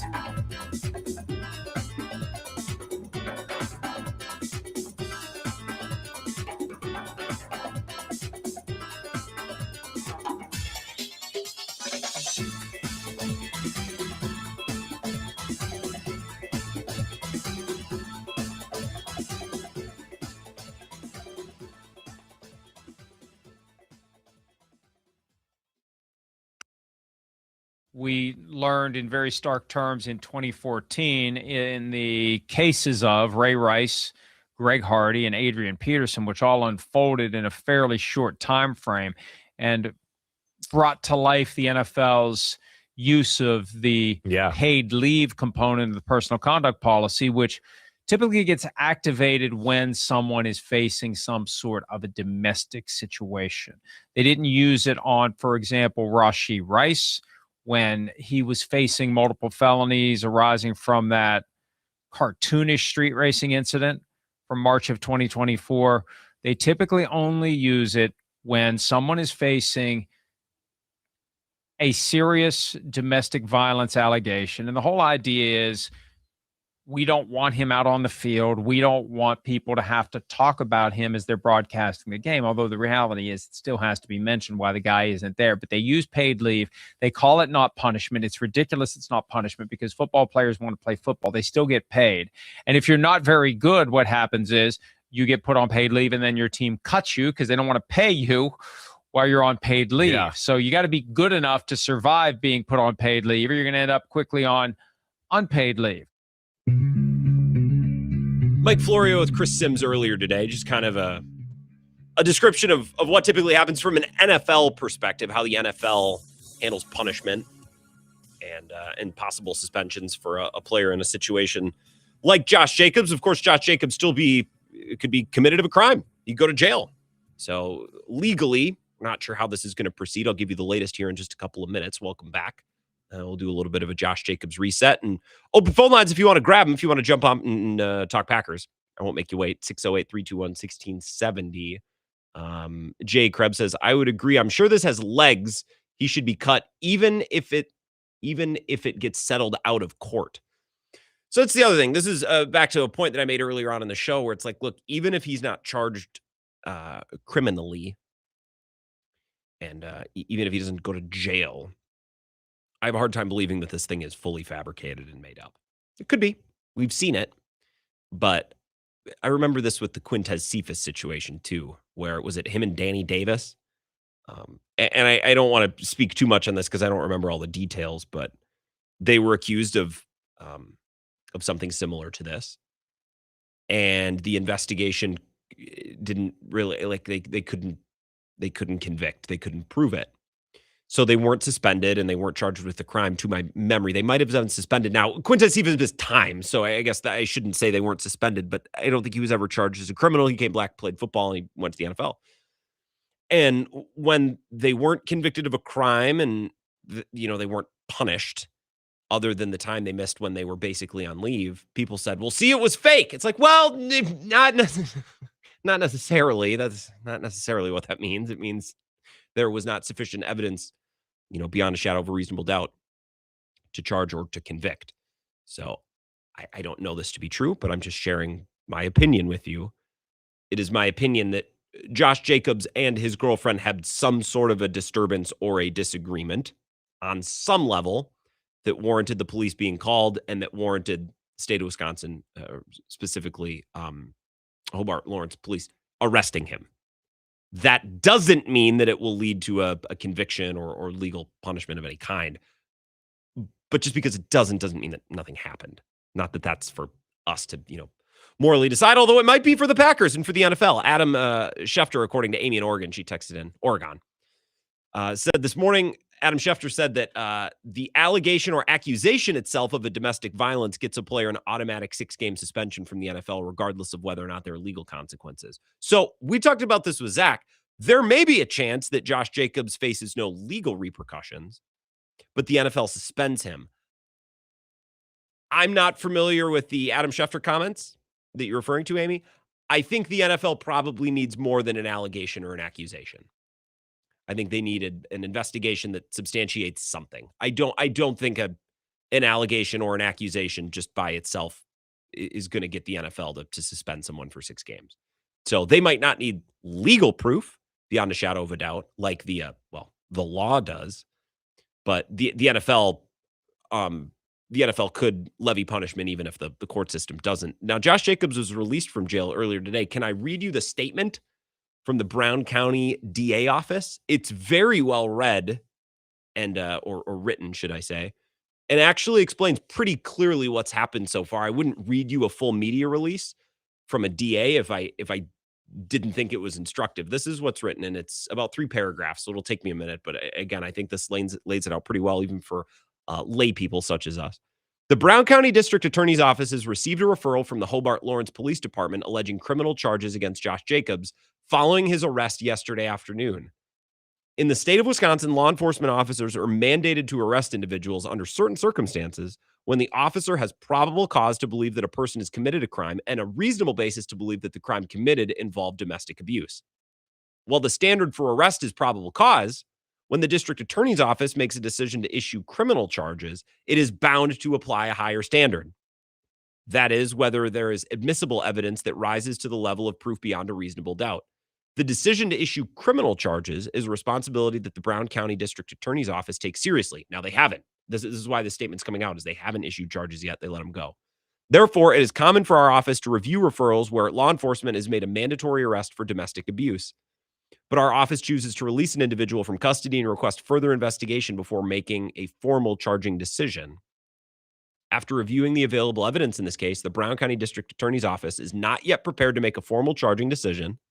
Our office has requested additional investigation as there is reason to believe that additional evidence may exist that would impact whether criminal charges are appropriate and what charges would be issued. Mr. Jacobs will be released from custody at this time, and a final charging decision will be made by our office at a later date. The investigation remains open and ongoing. Therefore, the Brown County District Attorney's Office will make no further comment about the case this time. I think this is a good explanation. It's like, look, we arrested him because this is how we operate with arrests. Charging is something else. Here will be the next steps, and here's why we're waiting, and here's why we're not issuing criminal charges at this time. So that's an explanation. They could charge him tomorrow or next week. They could find evidence that makes it worse and makes the charges more severe. I think it was 1 felony and 4 misdemeanors. Maybe it's multiple felonies. Maybe it's, maybe it becomes worse for Josh Jacobs. That's on the board too. Or maybe, like the case of a lot of domestic assaults or domestic issues, the case doesn't proceed because in most of these cases, or in a lot of these cases, the ability to convict rests not solely, but really strongly in the testimony of the victim or any witnesses. But again, with domestic violence cases, a lot of times there aren't any witnesses. So if the person who filed the original complaint that led to the original arrest doesn't follow through or recants any part of their testimony or statement, there's only so much the prosecution can do, right? Because in a lot of these cases, there's not a video, there's not witnesses, there's not physical evidence. That doesn't mean that he didn't do anything. That just means it's not chargeable or convictable, or, I know these aren't perfect legal terms. So I that's where we sit at this time. I have a hard time taking it any further. Clemhead Mike on the live stream says Tyreek Hill and Joe Mixon skated on their charges. So I don't remember the details of those cases. And I don't know why criminal conviction never came, or I don't think criminal conviction ever came. I don't remember the details of those cases. But again, like a lot of domestic violence or domestic assault cases, the ability for charges to be filed and a conviction to happen, it rests a lot on the victim and the testimony of the one who is assaulted or abused. And a lot of times they don't go through with it. That's what the data would tell you in a lot of these cases and how they proceed. And even if he's charged and indicted, that doesn't mean that he's necessarily convicted. However, all of this is a big issue for the Packers and certainly Josh Jacobs and for the NFL, because there's a world in which he's charged but not convicted. Charges are dropped, and the NFL said, well, we conducted our own investigation, and whether or not you were legally convicted, we believe that you did A, B, and C, and we're going to suspend you for it. Now the Packers were without their star running back for 5, 6, 7, 8 games. I love how everyone's like, well, the standard suspension for an act like this is 6 games. It's like, there's never been a standard that the NFL has applied. I think that's one of the biggest criticisms that people have of the NFL, dating back to the Ray Rice thing in 2014, where it's like, they're kind of just making it up as they go along, which on some level I understand because every case is different, but you can't have someone suspended for weed for, 4 games and then Ray Rice gets 2 and then the video comes out and you give him 8. And it's like, it is a little fly by the seat of the pants. So I wouldn't know what to expect from the NFL. They don't exactly have a super strict set of standards and protocols and procedures to follow. We'll take one final break, some finishing touches on the Josh Jacobs news of the day, anything coming out of the Brewers postgame as well with Pat Murphy, and anything else you want to hit. I'll get to more of your texts and wide open phone lines. You want to jump in, 608-321-1670. This is the Wisco Sports Show with Grant Bills on the Wisconsin Sports Zone Radio Network.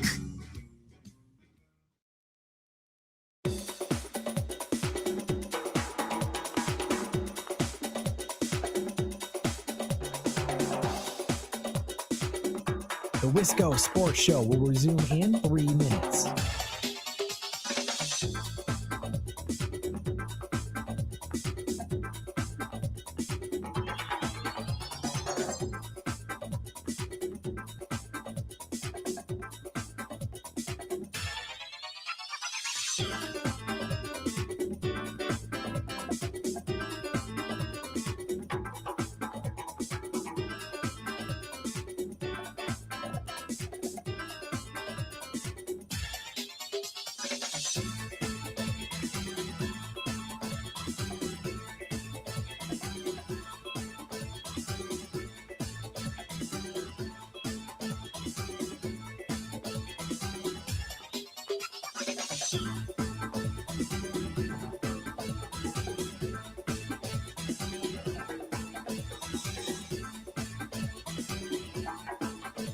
The Wisco Sports Show will resume in 2 minutes.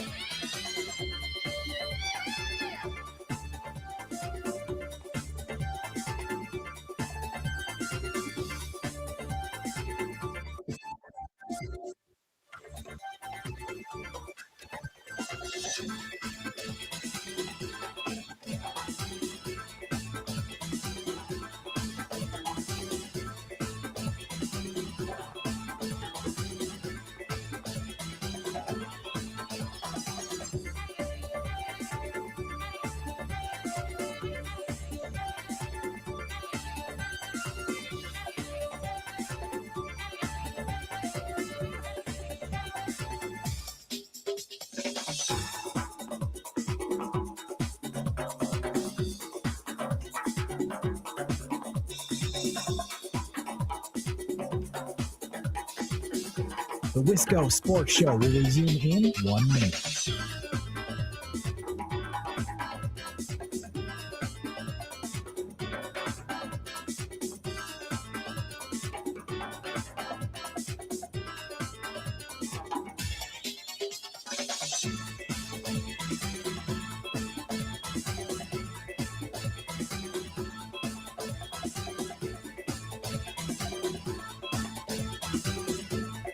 The Wisco Sports Show will resume in 30 seconds.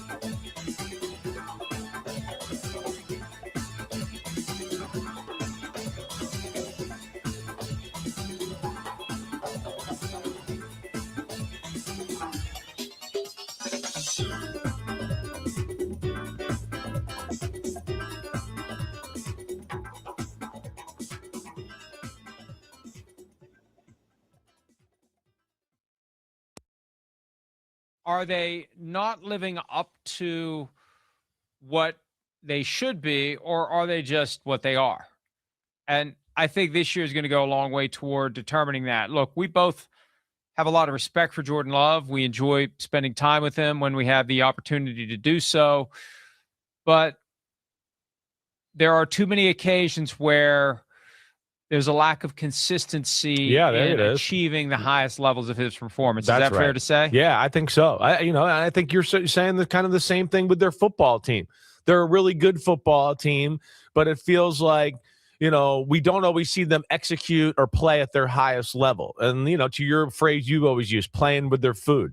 A little bit more from Pro Football Talk, Mike Florio, Chris Sims. I don't like the analogy or the framing of, the Packers play with their food.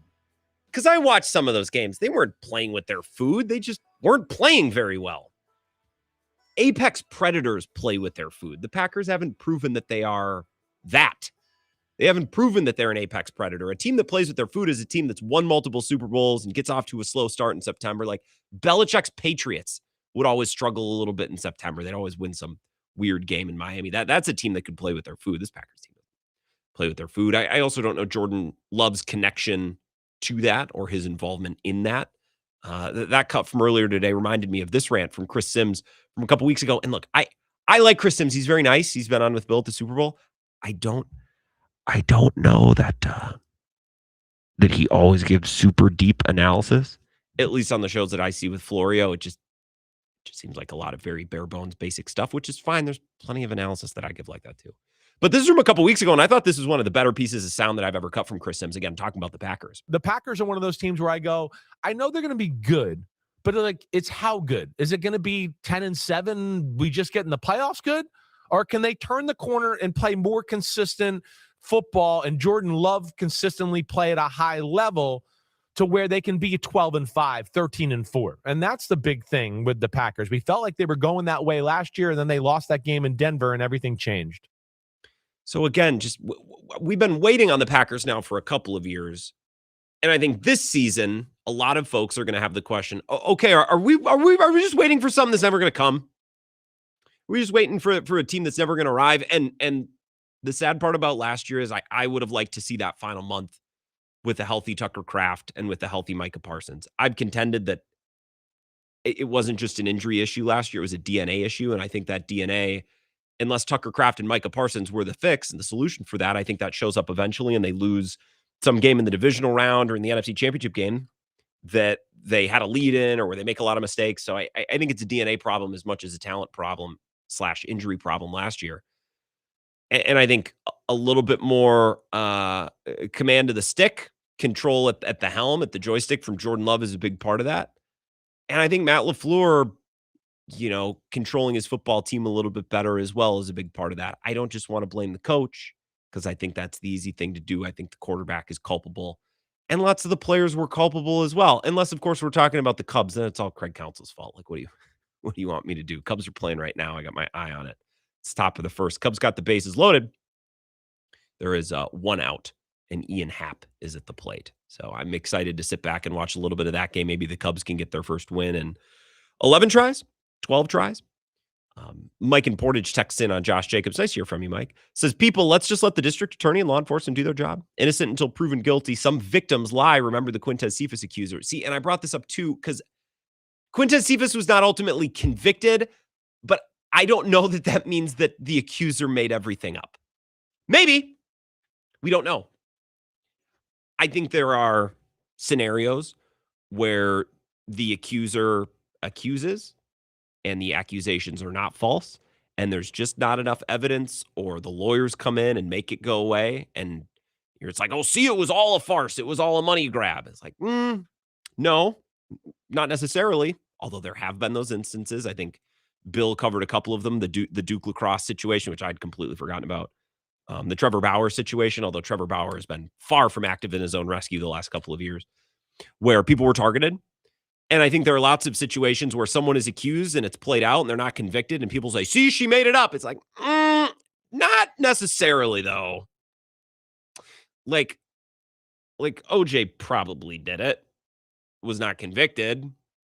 It doesn't mean that trial was all made up. Like it was probably OJ. They just flubbed the conviction because of the glove. And you remember the trial or you've seen the documentary. I don't need to explain to you what happened.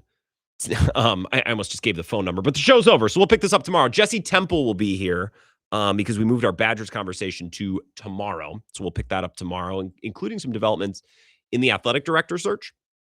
They've narrowed the search. They've given some new parameters and new details. I saw Nick Osen tweeting about that earlier today. They put out a memo or some sort of a statement. I don't know. So we'll pick that apart with Jesse tomorrow. Of course, he's got a new Badger Bite out as well, I believe, with men's hockey this week. So we'll pick at that, talk about that. And whatever else is going on with the Packers. With the Brewers being off tonight, we'll probably have another football-heavy show tomorrow. I don't think there's any NBA on tonight. So this is the time where things start thinning out. A little less hockey, a little less basketball. And, we rely on the Brewers every day. But the Brewers already got their win today. So that's what's coming up tomorrow. Jesse Temple, have a great night. Enjoy whatever it is you're going to do. Celebrating the Brewers win. We'll be back tomorrow at 4. Talk to you then.